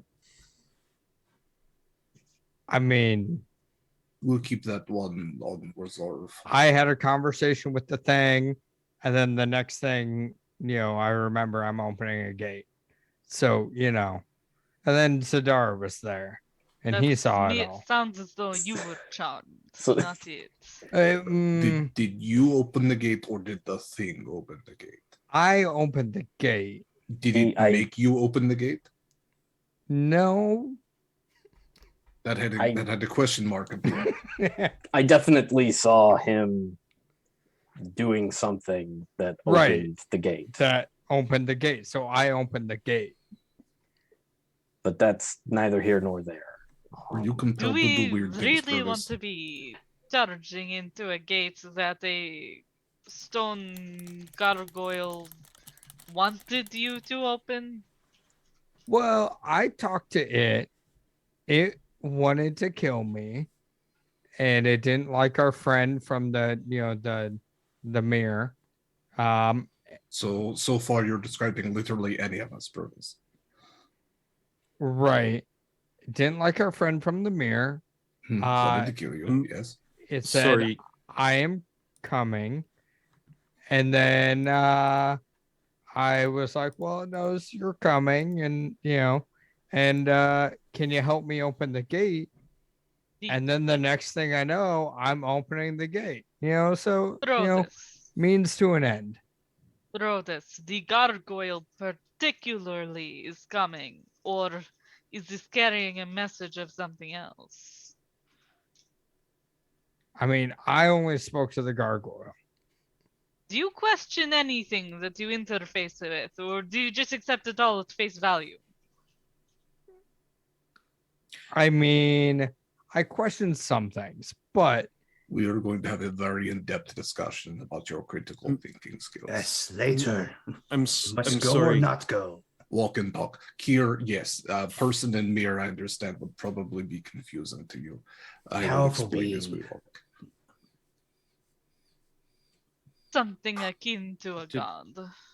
Yes, Did an elder Ning- being from a time before gods offered us lots of things. It's why you're here. Something will destroy later. It's- Let's go. it's also why, Technically, I We're- think she was always here. We're going to address We all of will this not. after we kill the dragon. But for now, I'll grab Brodus and by the back of the shirt Mhm. and just pull him close. I will keep an eye on him and deal with him if necessary. Let us get going. And I'll just push Brodus out the door and follow behind. All right, so I get pushed out the door. What is outside that door? Well, the first thing is the bookcase that Oh. Zadar and the dwarves moved, which you come face to face with. I'm not sure if you would push it down. I'm thinking we are just moving that and then they Oh. shove me out the door. I guess it depends Before on how we- hard is Gear shoving. Before we do any shoving through things, let me just listen real quick just to make sure something terrible isn't waiting on the other side of the door or That is fair. doorway. And Zed will go up and just kind of like press his ear up against, I guess, kind of the side of the bookcase, because it would have been, I imagine the books are facing this way and it would Yeah. be weird. Anyway, he's listening. Roll me a perception check. Sure. Another 22. 22. So, you do hear you hear movement, but it isn't directly in front of where you are. You get the sense that skeletons have kind of dispersed into... One sec. I have a dog that is just needy. If you can hear that. Oh, Popstar. So, You want to maybe do a yeah, break? let's do a break and then Yeah. we'll cover that. So we'll see everyone Yep. in, let's say, 10 minutes. At 10:05, we will be back with... Oh, hey, Deej, I hope you're going well. We are just about to take our break and then we will be right back. So we'll see you in about 10 minutes. Don't go anywhere or else I'll cry. I'll cry right here on stream. You can't stop me. He does that all the time. It's not a threat. It's going to happen anyway. Hey, true emotional connection is the hardest thing in the world. All right, see you all in a few. Yeah. All right, we are out.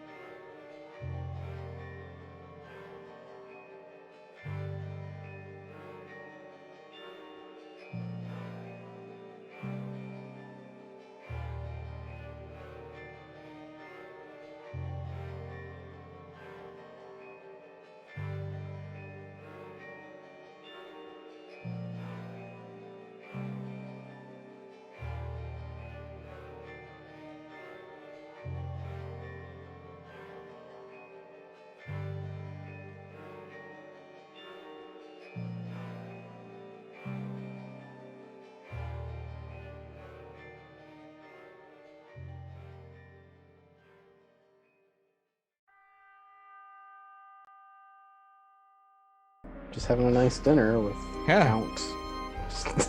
The Count of the castle. Or... Count. Is Yeah. this Hey Curtis everybody, Strong? we're back. Where last we left off, our party had found the ancient abode of a bard far long gone, but still remembered by the weave of magic in the world. However, in a dwarven mass grave of a city, rest and recovery are things far unobtainable, as our party begin to prepare to leave their momentary respite.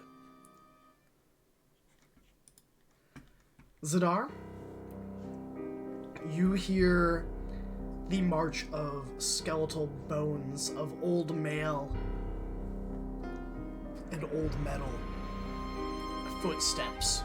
They are all around, almost as if the city itself is alive once more, as patrols move in tandem on each and every street. From your hearing, you can hear the far-off wing beats of creatures hovering above the cavern. And you can hear a single audible sound of something dragging. It is the sound of metal on stone, and it is moving. It is not on your street as far as you can hear. Alright. Get some people to help him move the bookcase. Rock will help. Carefully. And I don't know. He'll ask quietly, like, can any of you do some sort of magic to make us invisible or something?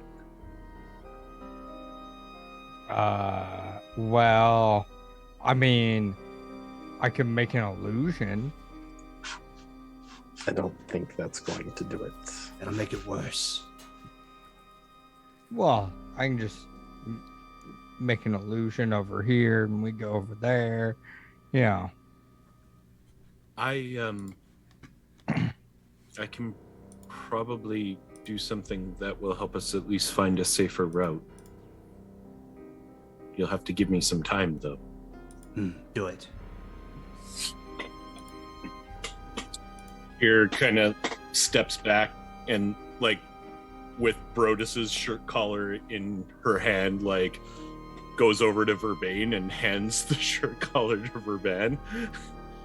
You watch him for now. And then she kind of, like, stretches and then sinks down into her shell, and the shell kind of starts to molt away, and after it kind of forms in on itself like a black hole collapsing, all that's left is a little mouse. She's gonna B-shape into a mouse, and she'll scurry out the door and start trying to look around and find a way for us to go that might be safer. Sure. Roll me an investigation check. Oh. Roll me a investigation check if you would, please.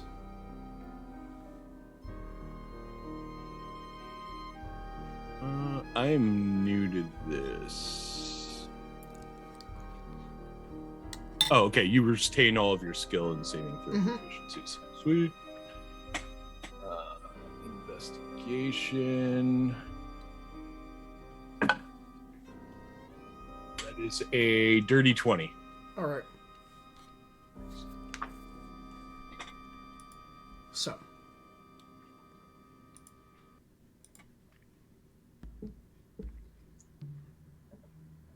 That's not what I wanted. You begin heading towards the streets, heading down. Are you heading towards the Citadel itself to kind of scope out that area? Yeah, I wanna find like the safest route towards where we wanted to head. Okay. So you begin heading that way, back the way you came, to that kind of three-way intersection. There are skeletons, but not many. They seem to be traveling in groups of 4, marching along 2 by 2, hurrah, hurrah, down the various alleyways and streets. It is about a minute gap between each patrol, as best as you can kind of count it. The real issue is the creatures up above. They don't seem to have a pattern. They have a wide array of vision. No matter how well you time it from ground patrols, you'll still need to be sneaky. And with your mousy mouse ears, that sound of something dragging is obnoxiously loud. It is the sound of metal on stone, again, being dragged.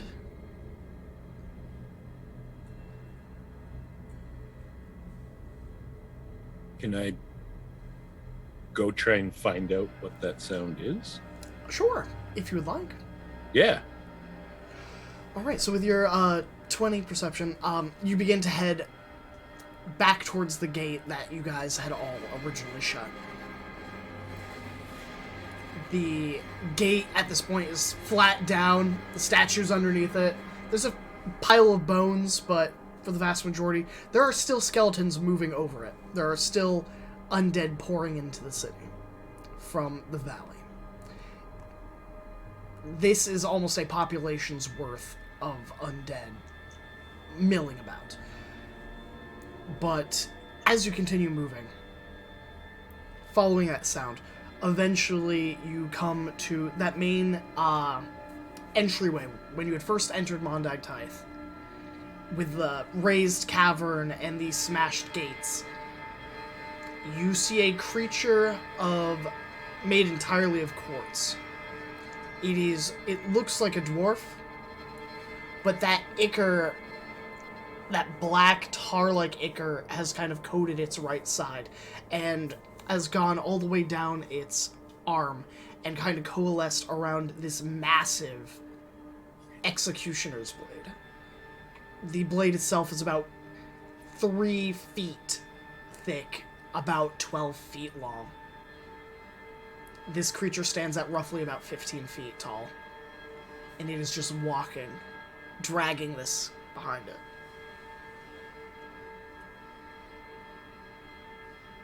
Cool. I will head back. And once I get through the door, I will drop my B shape and come out of my shell. And the flying things are going to make it difficult for us to navigate. There's a large golem type creature that is just about to reach the gate. So if we want to get to the citadel, we'll have to move quickly, but sneakily. There is not a lot of... There's foot patrols, but they're dispersed. They won't be the problem. It'll be the flying ones that'll be the issue. So if we're quick, we can get there. Hopefully undetected, depending on how sneaky all of you can be. And kind of like shoot Sinra a side eye with the loud armor that she wears. I'm just saying. Shrugs her plate mail. I'm just saying. If they find us, we can talk to them.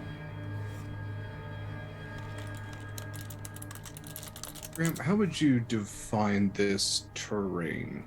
Is this subterranean, or is this would this classify as mountain? I would accept mountain or subterranean, honestly, because subterranean is still part of a mountain. Okay. Theoretically. Okay. So, with that out of character, we can move at a normal pace stealthily. Or no, wait, that's while alone. What am I thinking? Am I mixing up druid again? Stealth? What's it? Traveling for an hour or more. Difficult terrain doesn't slow. Can't become lost. Okay, never mind. It's just me that can move stealthy. Never mind. Well, I mean, I don't think any of you have Pass Without Trace up.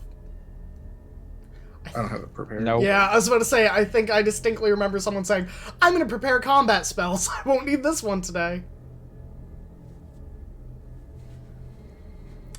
You just gotta We're move. Fine.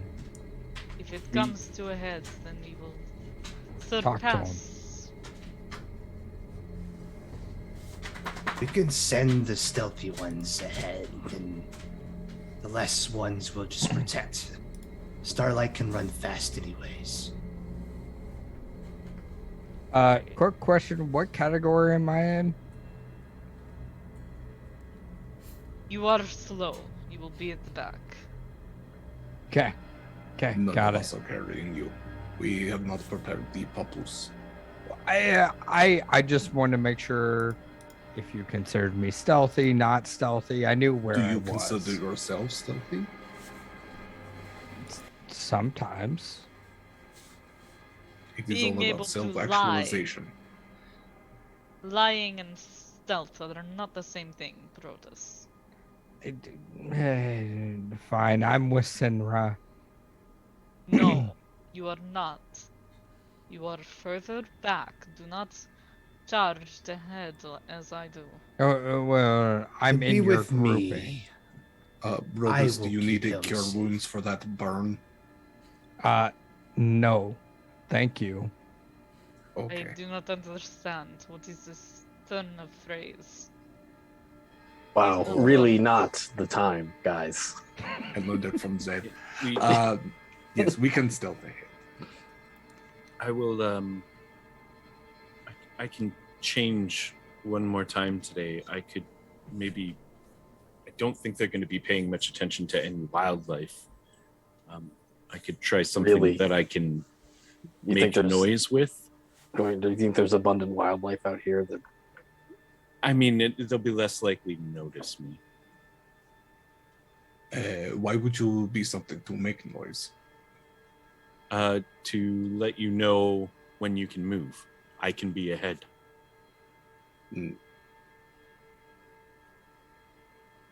I do not know if this is smart. I'll go ahead, and when I think it's safe for you to move, I will signal you with my mirror. Oh, that is much better. I was going to fire a flaming crossbow bolt. I hope it not. much better. All right. Everybody know what is about to happen. I will take the rear and force Protus half-beard ahead. Lurbaline raises a hand. Am I traveling with him, or am I traveling with her? You know, like, we're wearing pretty heavy armor. Stay in the middle. Stay with me. Yeah, I'm quieter than them. Still staying with me. Alright. We'll stay in the back. We'll stay with, Garok, is it right? Yes, it is Garok. We'll stay with you then. That's just hunky-dory. But let's get a Good. move on. Zed, I will go with you. I can be quiet too. Yes. Fine. Alright, so marching order is Zadar, Verban. Kier is going to shrink down into a cat this time, Okay, noted. and we'll just kind of.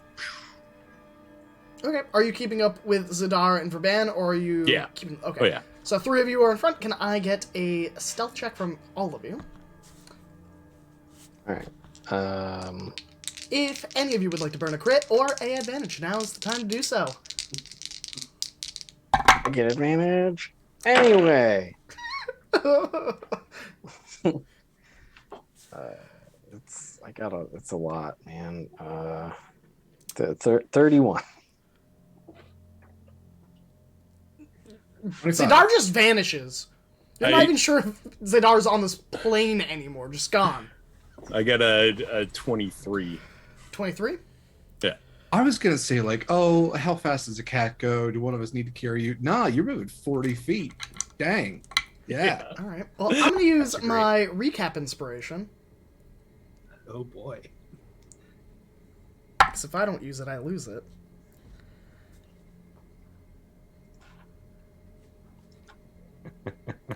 All right. One. Verban, what was yours? 25. 25. Well, you're all lucky that I needed a 6 in order to get 23, and I got a 5. So, the three of you begin to move on. Knowing the rotation and the general timing of the patrols, thanks to Kier's advice, you begin to move.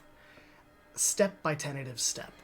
Keeping to the shadows as much as you can, you slip past the first, second, third patrol. You can see the intersection where your group had split up. To the left, the Citadel. Down, further down into the city itself, to the waterfall. Or back the way you came, towards the tower. And your abode. Who's traveling in the middle? That's...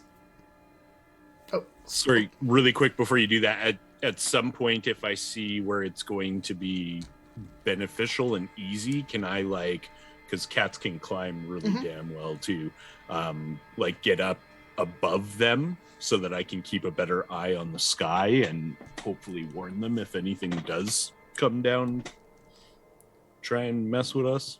Yeah, you know what? I'll allow it. Cats get up on roofs all the time. I don't see why not. I will say it will take you maybe about 15 feet away from Zadar and Verban because you kind of have to double back and find a way up. That's fine. But yeah, you're able to keep a look on the sky.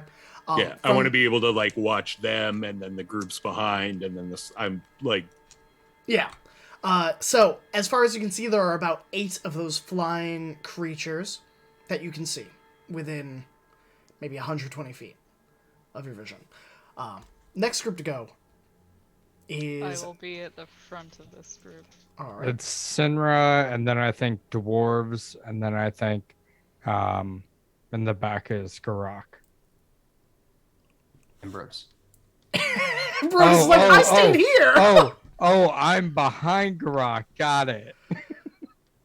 I thought you were even with Garak. Garak's got you by the collar. Oh no. This is a... He's gonna whack him with the staff the whole Just time. Let's go. All right, can I get a stealth check from everyone? I'll roll for the dwarves. Oh. That's a flat 12. Oh. Flat 12? Okay. 23. I have how many advantages again? You have... It was 3 now? Yeah, I think you have 3. Yeah. All right. I'm definitely using one. Okay. Oh wait, it's a 14. Mm. Look at me. Ooh. Yeah. About that. Uh-huh. I'm just adding up the dwarves right now. Mm-hmm. Uh-huh. All right. And what was yours, Brodus? With the advantage? With the inspiration, it was 13. Okay. Good. That is 1, 2, 3, 4. We're fine. All right, with an average roll of 15. Oh, really? Yeah. I rolled an 8 and a 9 for 2 of the dwarves. That really hurt. Thanks, GM. Thanks, GM. Sorry. The nat 20 I rolled ahead of time just did not help. But yeah. All right. Let's get some music change here, huh? Shall we? I mean, I told you Yes, I was yes, stealthier yes, than yes. them. You were. So For once. For once you weren't lying. All right. was it much Frickin- better? No. Bard dwarf, how are you not super stealthy? You don't wear armor or anything. Uh-huh. I mean, it's called rolling like a 6. Forgets he has to be quiet and starts humming. Oh my gosh. What a bard thing to do, though, honestly. Very true. One moment, I had to refresh Roll20 because it didn't want to play my music.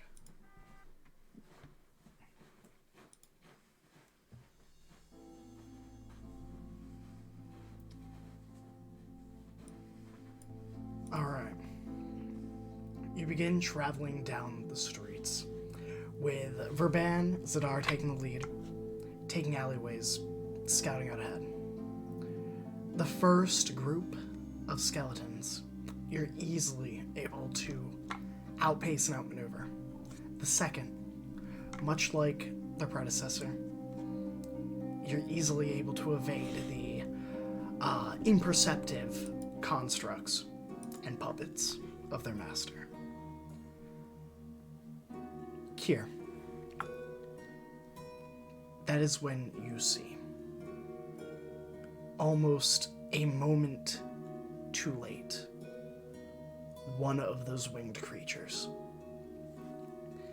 Its eyes fixated on two of the dwarves as one of the dwarves kind of drops their shield, and you hear the clang echoing in the cavern itself. The snarl of undead is heard throughout the cavern itself. From every street, every building that they are in, you hear them beginning to move. But not only that, you hear the dragging of metal on stone, hurriedly heading your companion's way.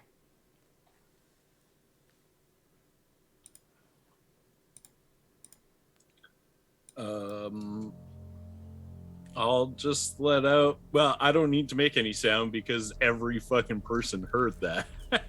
I'm just gonna start going as fast as I can towards the citadel. All right, the good old book it technique. The So that- clamor of undead. What direction is that coming from? Is that behind us? It is all over behind you, further down the road, further down towards the waterfall, towards the entrance. There are undead on all, from what you would guess, maybe every street. Cool.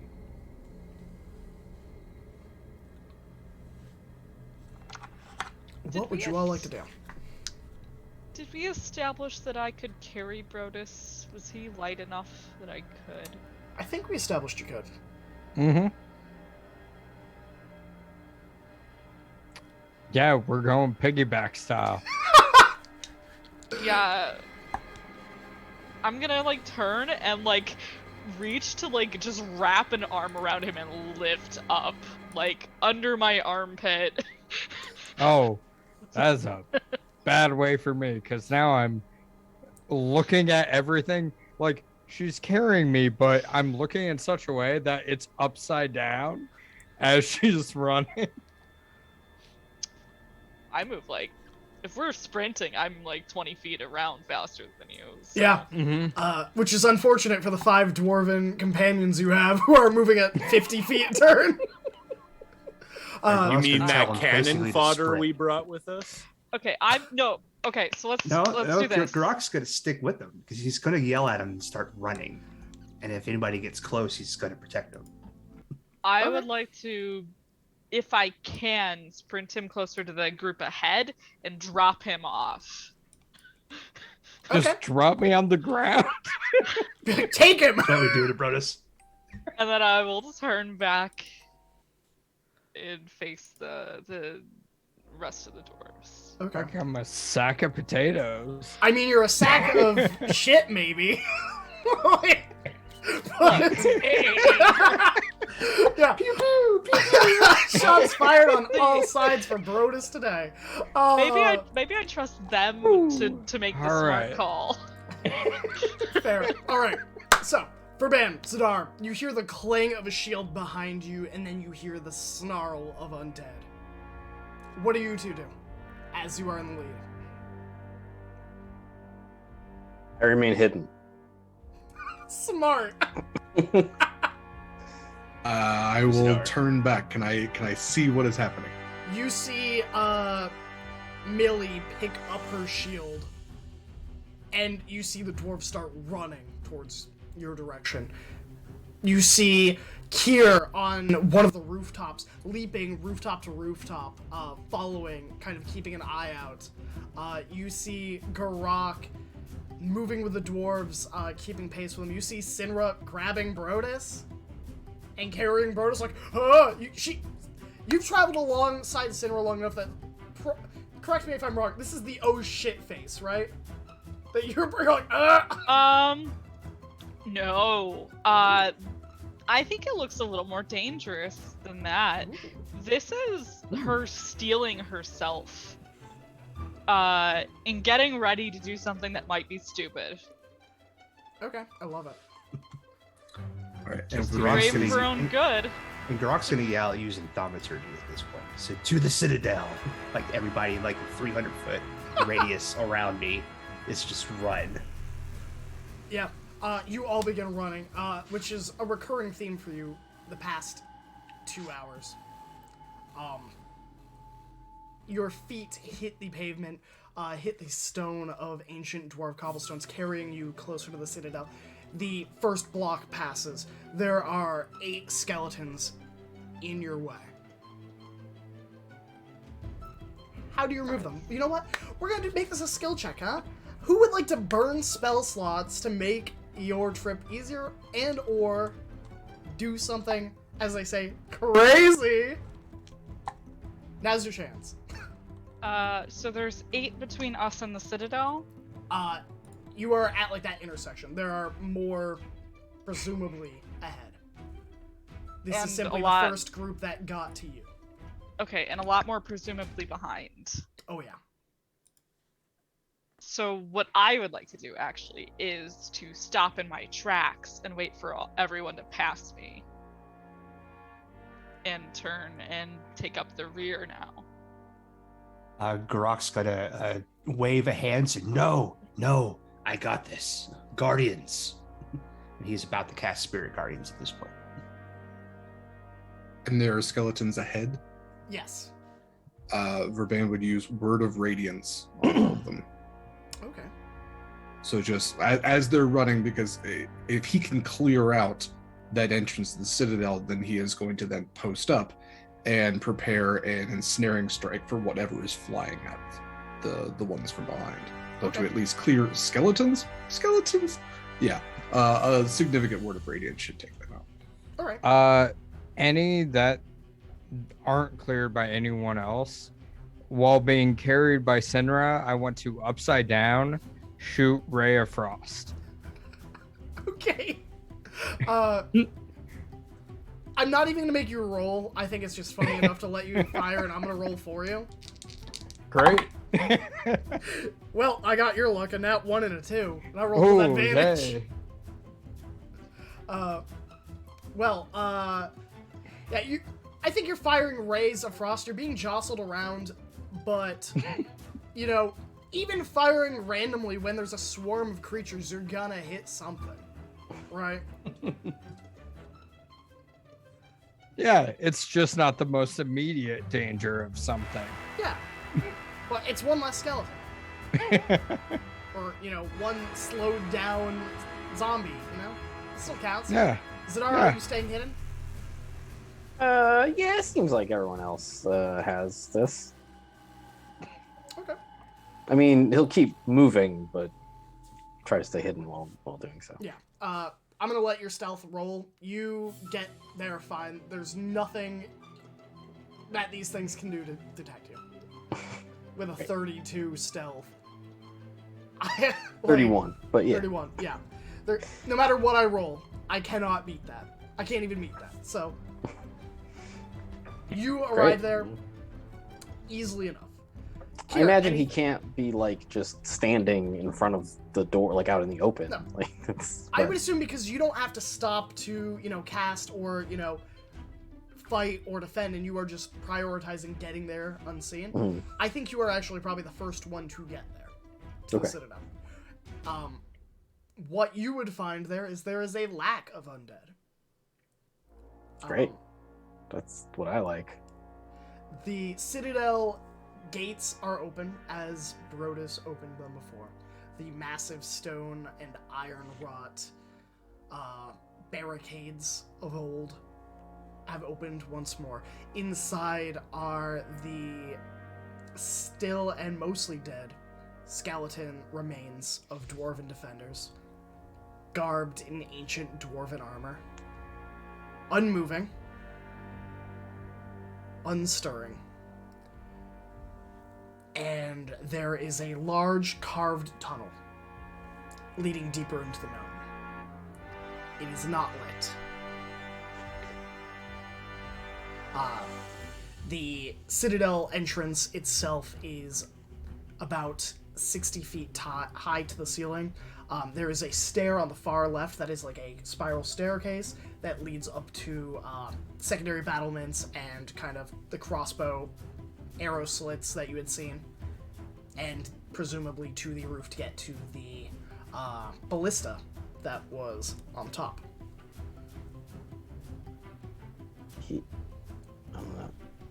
So that ballista's pretty far away, huh?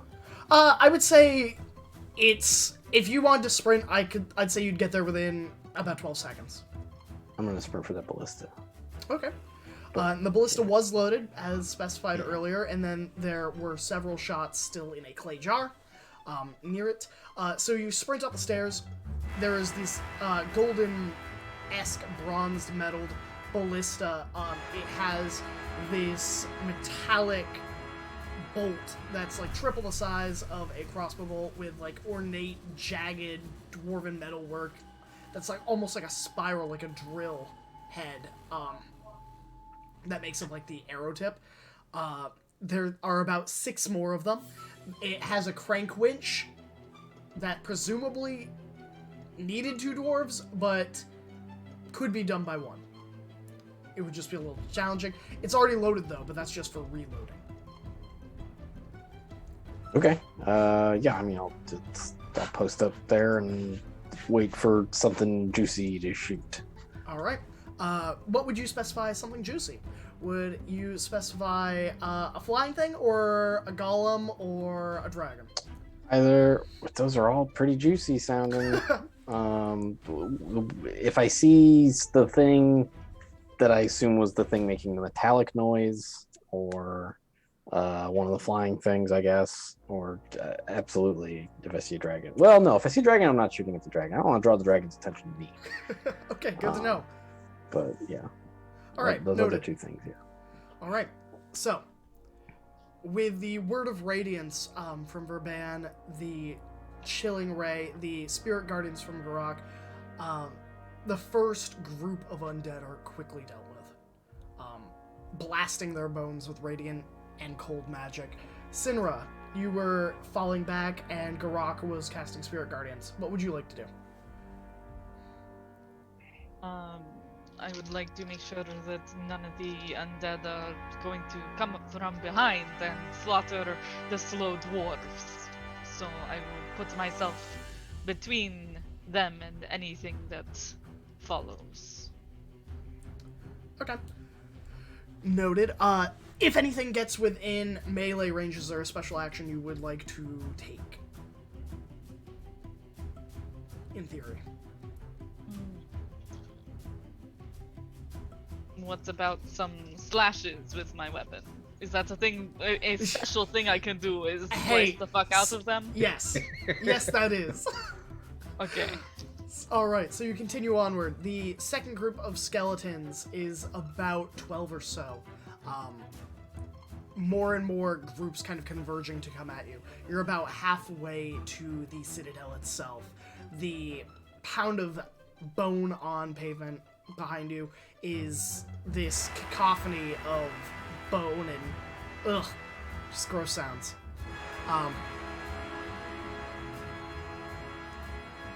For this, the dwarves from in back fire their crossbows into some of the skeletons. Not to much effect, but that's the only thing they can do. And they're running.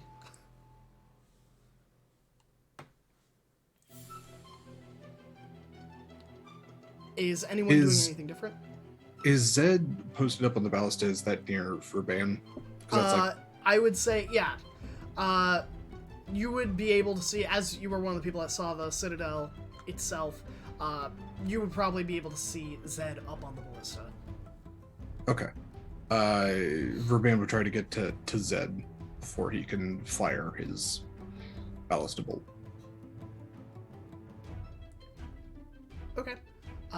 What's your movement speed? 30. 30. Okay, so with a dash action 60. So it would take you about 3 turns. Oh, he's that far away. Yeah, I mean, Okay. this was like a 900-yard distance. I'm just cutting it into thirds.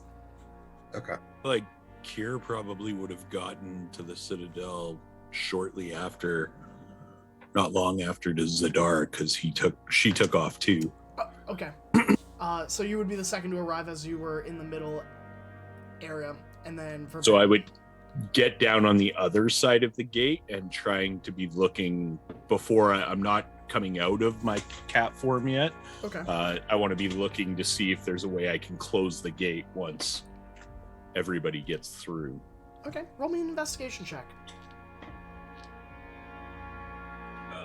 It's 18.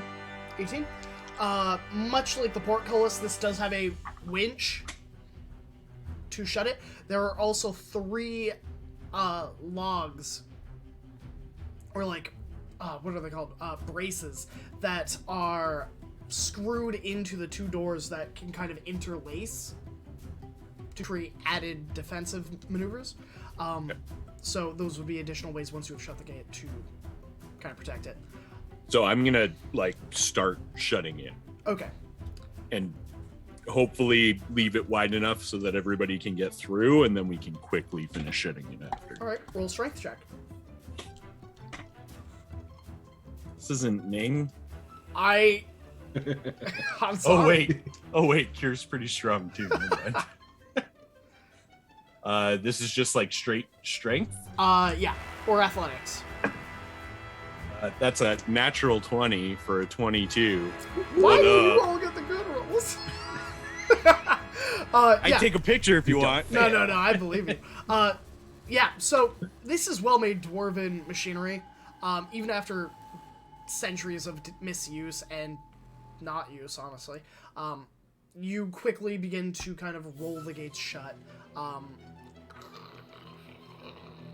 It is slow, much slower than you would assume, but it is also thousands of pounds of material. Garak, your spirit guardians kind of form in the street. They deal up to a certain amount of damage, right? And then they go away? It's 10 minutes, but yes. Okay. So they begin to slash into the undead as the undead begin to pour down the street behind, getting caught up in that zone.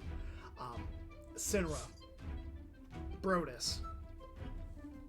It's about this point that the flying creatures catch up to your group.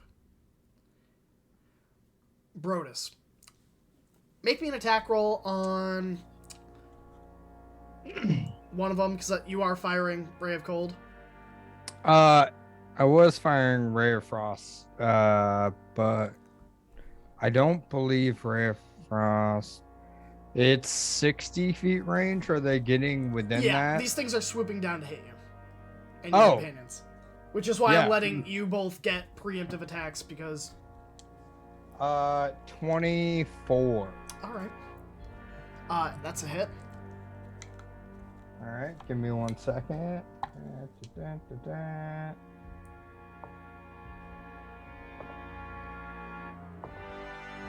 4 damage. Nice. An honorable 4 damage. But it slows it down. By 10 feet, I Yep. believe. Yeah, so what it does, reduce by 10 feet until the start of my next turn. Wonderful. So, 3 of them begin to swoop down. The first one getting hit with your ray, unable, the rhyme of your spell frosting one of its wings as this thing struggles to maintain its aerial direction, and instead trying to like shake off the thaw of decayed and decrepit flesh. to make its way to you. It's unable to reach you. The second one, Sinra, goes after the dwarves, but you are in its way. Make your attacks. Cool. How many undead are here? Just the flying So there thing? are 3 flying ones. Those are the only ones that have caught up. Are they within 10 feet of me? Yeah. All 3 of them? The one with that Rhoda shot is not because it could not reach because of the 10 feet difference. Okay, then I will walk 5-10 feet forward. Okay. And So then, they are- yes, now they are all within 10 feet. Okay. I would first like to, I'd like all of them to do a wisdom saving throw. Alright. As I roar. 14, 6, and 15. The 15 succeeds and the rest fail. Okay. So those 2 are frightened of me Okay. until the next turn. And then I will start slicing into the one that Brutus damaged. Alright. With the other 2 like kind of at my sides, so I'll hit the one in the back. Alright. It'll be 2 attacks.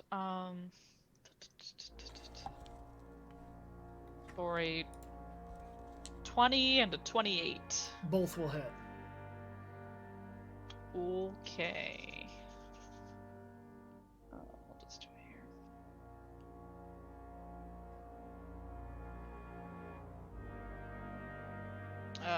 First one is 13 damage, and the next one is 10 damage. Alright. Your blade kind of digs into this shoulder blade. You feel bone fracturing under the strength of your blow and the magical weight of your sword carrying you through much more mollified and thickened hide. But this thing is still standing. And the dwarves begin to run for the citadel. It's fine. I will plant myself here amongst these 3 things, and I intend to take attack of opportunities if they run. So. Okay. So you will take an attack of opportunity as the dwarves run from the one closest to them. If the things are flying at them, then yeah. Yeah. Which this one is definitely going to. Yeah. So that's a nat 20. On it. Okay. So, So- I'm seeing one of them Yeah, you leave see one of them my move. range. I'm just rolling its attack for Okay. after you make your attack of opportunity. And because I know you're going to counter its nat 20, so you might as well just hurt me now. it's a 24 for me to hit. I will cancel its nat 20. Okay. Alright. So, 24 does hit.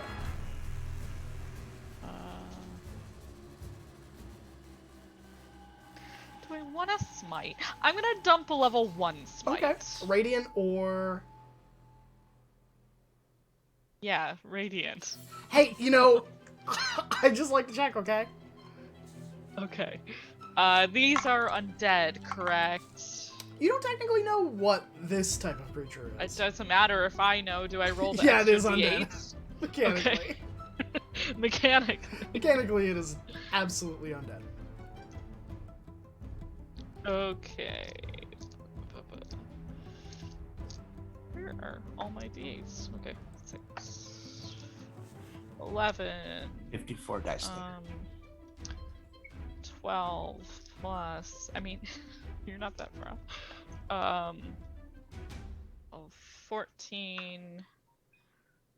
18 plus 5. 23.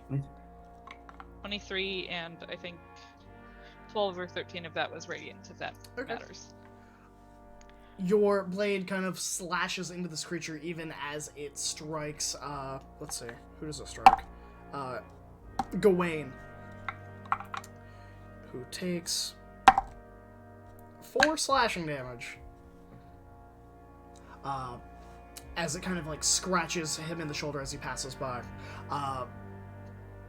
The beast is driven to the ground as your blade kind of just cuts into it, and it just kind of separates into 2 pieces. I will say the top half of it is still trying to scratch and attack. Just bottom half is not working anymore. Zadar, you did specify juicy targets. Sure, yeah. Is there another one of those flying There are things? 2 remaining that are afraid of Sinra. They're afraid of Sinra. Are they within 5 feet of any of my allies? I'm right here. You're right. Well, aren't you 10 feet away from the one Brodus attacked? Weren't you getting within 10 feet? Well, No, I was in the middle of all 3 Oh, of them. okay, okay, That's okay. how I did the roar. Oh, she moved okay. backwards. Right, sorry. to get I in the misunderstood. middle. Yeah, I misunderstood. Then Yes.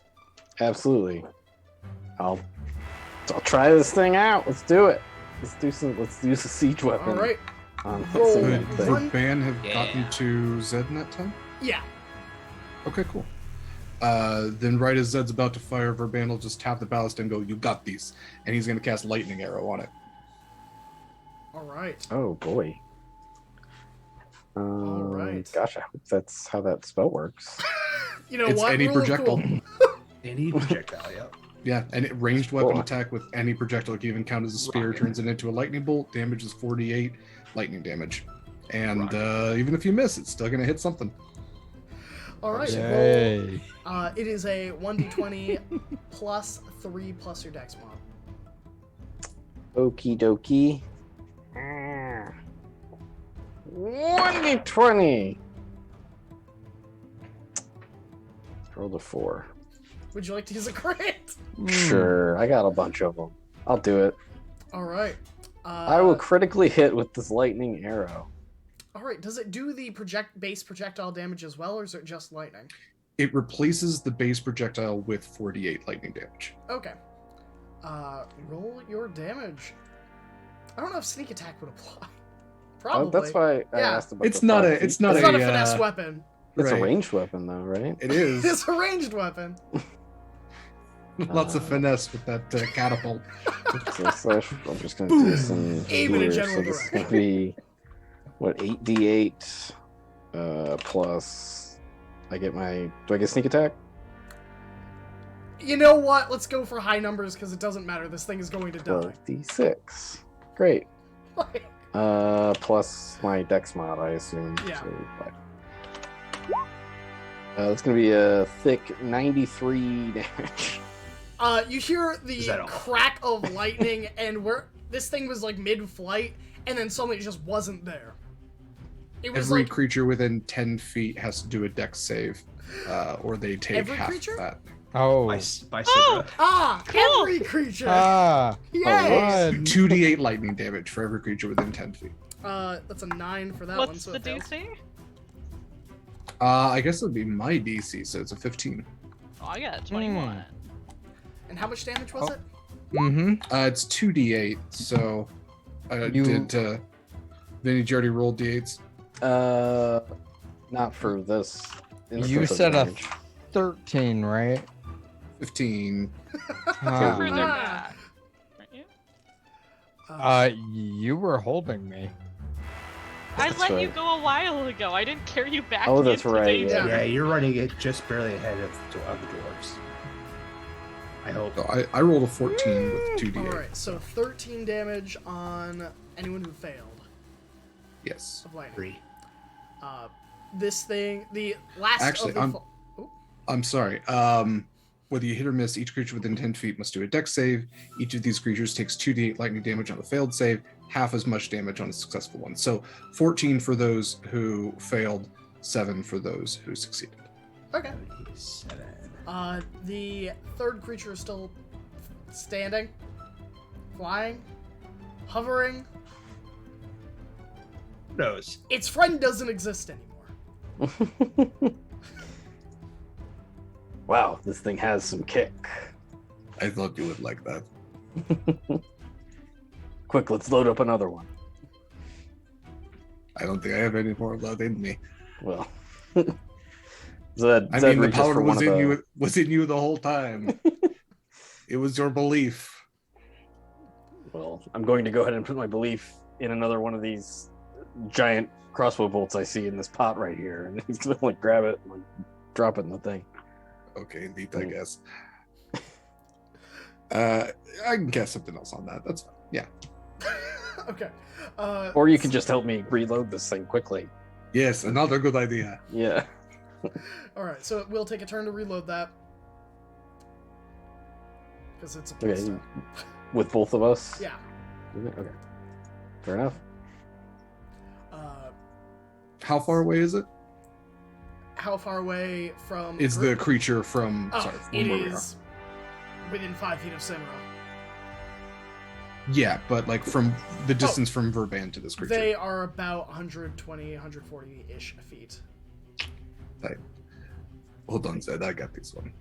And he'll pull out his like heavy crossbow, which is like a slightly smaller version of this ballista, and he'll line up a shot.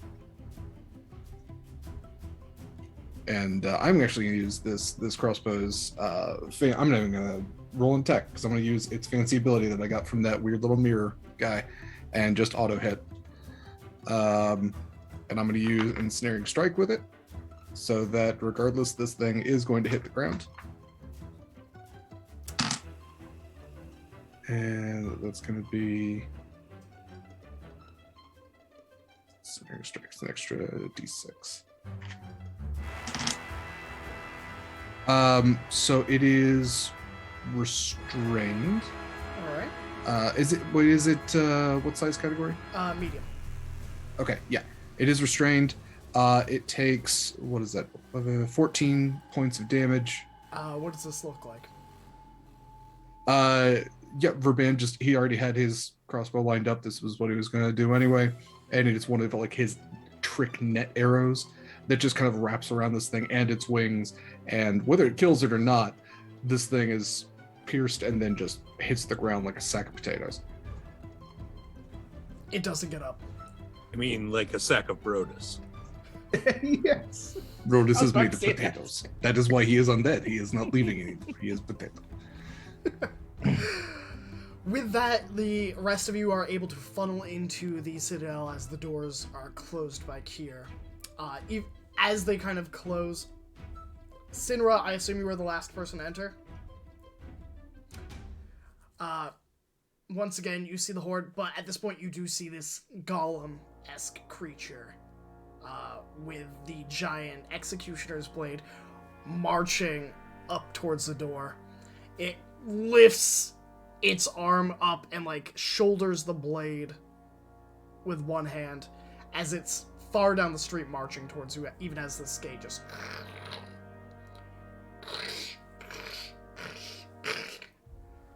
as the interlaced braces begin to set in.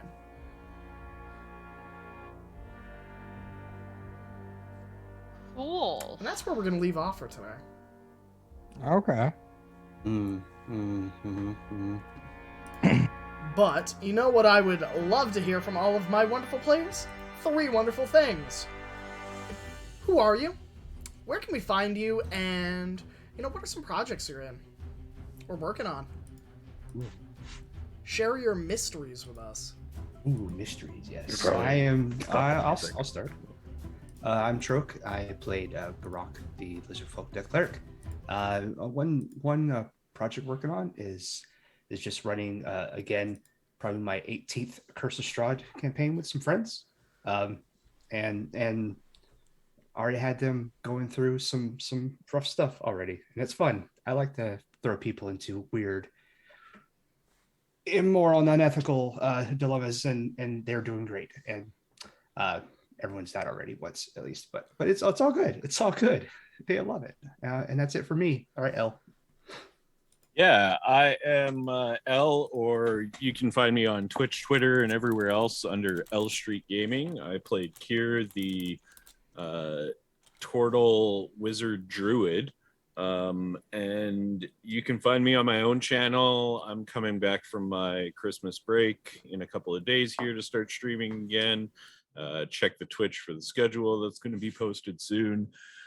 Otherwise, you can see me hanging out in the Free Forge, which is a fantastic, wonderful tabletop RPG and everything Discord with super amounts of cool people. And we got a lot of stuff on the go right now, including the return of Stay Alive tomorrow at 7:30 p.m. Central Standard Time, as they come back from their mid-season break. And that's really all I got right now. I've got a bunch of stuff on the go, but nothing I can talk about. Verban. Thanks, Al. Hi, everybody. I am Derek Sword. If you want to find me in my projects, the best place is Twitter at dsword16. A lot of my stuff is on hold, as I've mentioned in the past, because, holidays, but also I'm moving and I got a lot of life stuff going on. So check out my Twitter in the upcoming months for updates. You can see stuff like Horizons Call Season 2 on Eva Saraid's channel, and you can always catch up on that either on Eva Saraid's Twitch channel or on the YouTube. And I said the YouTube like an old person. I'm going to say the YouTube channel. I am also the co-host of the podcast Monster Crush, which is also on hiatus, but you can also catch any episodes of that wherever podcasts are found. It's a fun little podcast my friend Heavenly and I do. We talk about all sorts of like monsters and cryptids and creatures and like how smoochable they are. And I realized that I put away my Monster Smoocher mug like an idiot. Oh well. Yeah, check out the Monster Crush wherever podcasts are found. And there's lots more projects coming up in this wonderful, hopefully, new year. So stay tuned. And until then, I'm here on Grant Cracker's channel for this game, and then every Friday for Goldshine Investigation Agency. We haven't played in a while, but we're coming back. Fingers crossed. And there I play a swampy bumper named Grias, because monsters. Fox. All right. I am Fox, or TTRPG Fox. You can find me there on Twitter. Things I have coming. Shaping the Shadows is going into playtest round 2. So those of you interested, by the end of this month, I should have like application somewhat form, like a waitlist form to play it. And also, do you like Legends of the Hidden Temple? Because I do. Secret Project number 2 coming to, Twitter near you. So yeah, other than that, that's it. That's all I got. I'm here. And I'll pass it over to Sinra. Hey guys, I'm Pharaoh. I played Sina Stottermain. You can find me on Twitter at Ferocious. Otherwise, you can also find me on this here channel every Friday, supposedly, where I play Utaka, a Water Genasi cleric rogue, and yes, I have a multi-classing problem. What other projects I'm in? A bunch of off-stream stuff, and I'm planning on baking a cake for my dog soon because she's about to have her first birthday. That's a project. Okay, off to you, Vinny. Hello, I'm Vinny. I played Zadar, the guy, the rogue, the sneaky guy. I'm online sometimes. You can find me on Xbox Live in 2004, under the name Squeegee Man, playing Halo 2. And that's where I am in my head right now. Oh gosh, and I'm Graham. Welcome to the channel. If it's your first time here, welcome. Here at Graham Crackers, we are all about making memories with friends in a safe, fun environment. Because making memories that last a lifetime are a lifetime worth having. But tonight, I had the pleasure of being your DM. I can be found here every Tuesday, where I DM Shards of Anarion and Anarion's Rest, 2 separate casts, theoretically the same world. Different problems. But, I have the absolute delight of dealing with both of them. Outside of that, on Fridays I play Gay Harrison Herbalist, Blackmont, your favorite singular paladin class tiefling, who is being a little sassy little shit lately. Outside of that, You can find me here most Mondays, where we have MMO Monday, where I play some sort of multiplayer game with some sort of people from the community to really just chat and hang out. We have played in the past Hunt Showdown, we have played Terraria, we've played Minecraft, we have played League of Legends, and we have played Guild Wars 2, my all-time favorite MMO RPG. If you like Guild Wars 2, then you should definitely message me, because I love that game, and I will literally talk about it for 24 hours without stopping. But enough about me. I just want to say that I wanted to thank you all for spending the first stream of the new year with all of us. It is an absolute delight to have you all here. From the bottom of my heart, it is a delight to put on shows for all of you. So thank you for coming. And we are going to pop off for the night, and we will see you soon. So, in the meantime, stay happy, stay healthy. You are never alone. You always have a friend here at Graham Crackers. And we'll see you soon. So, bye for now.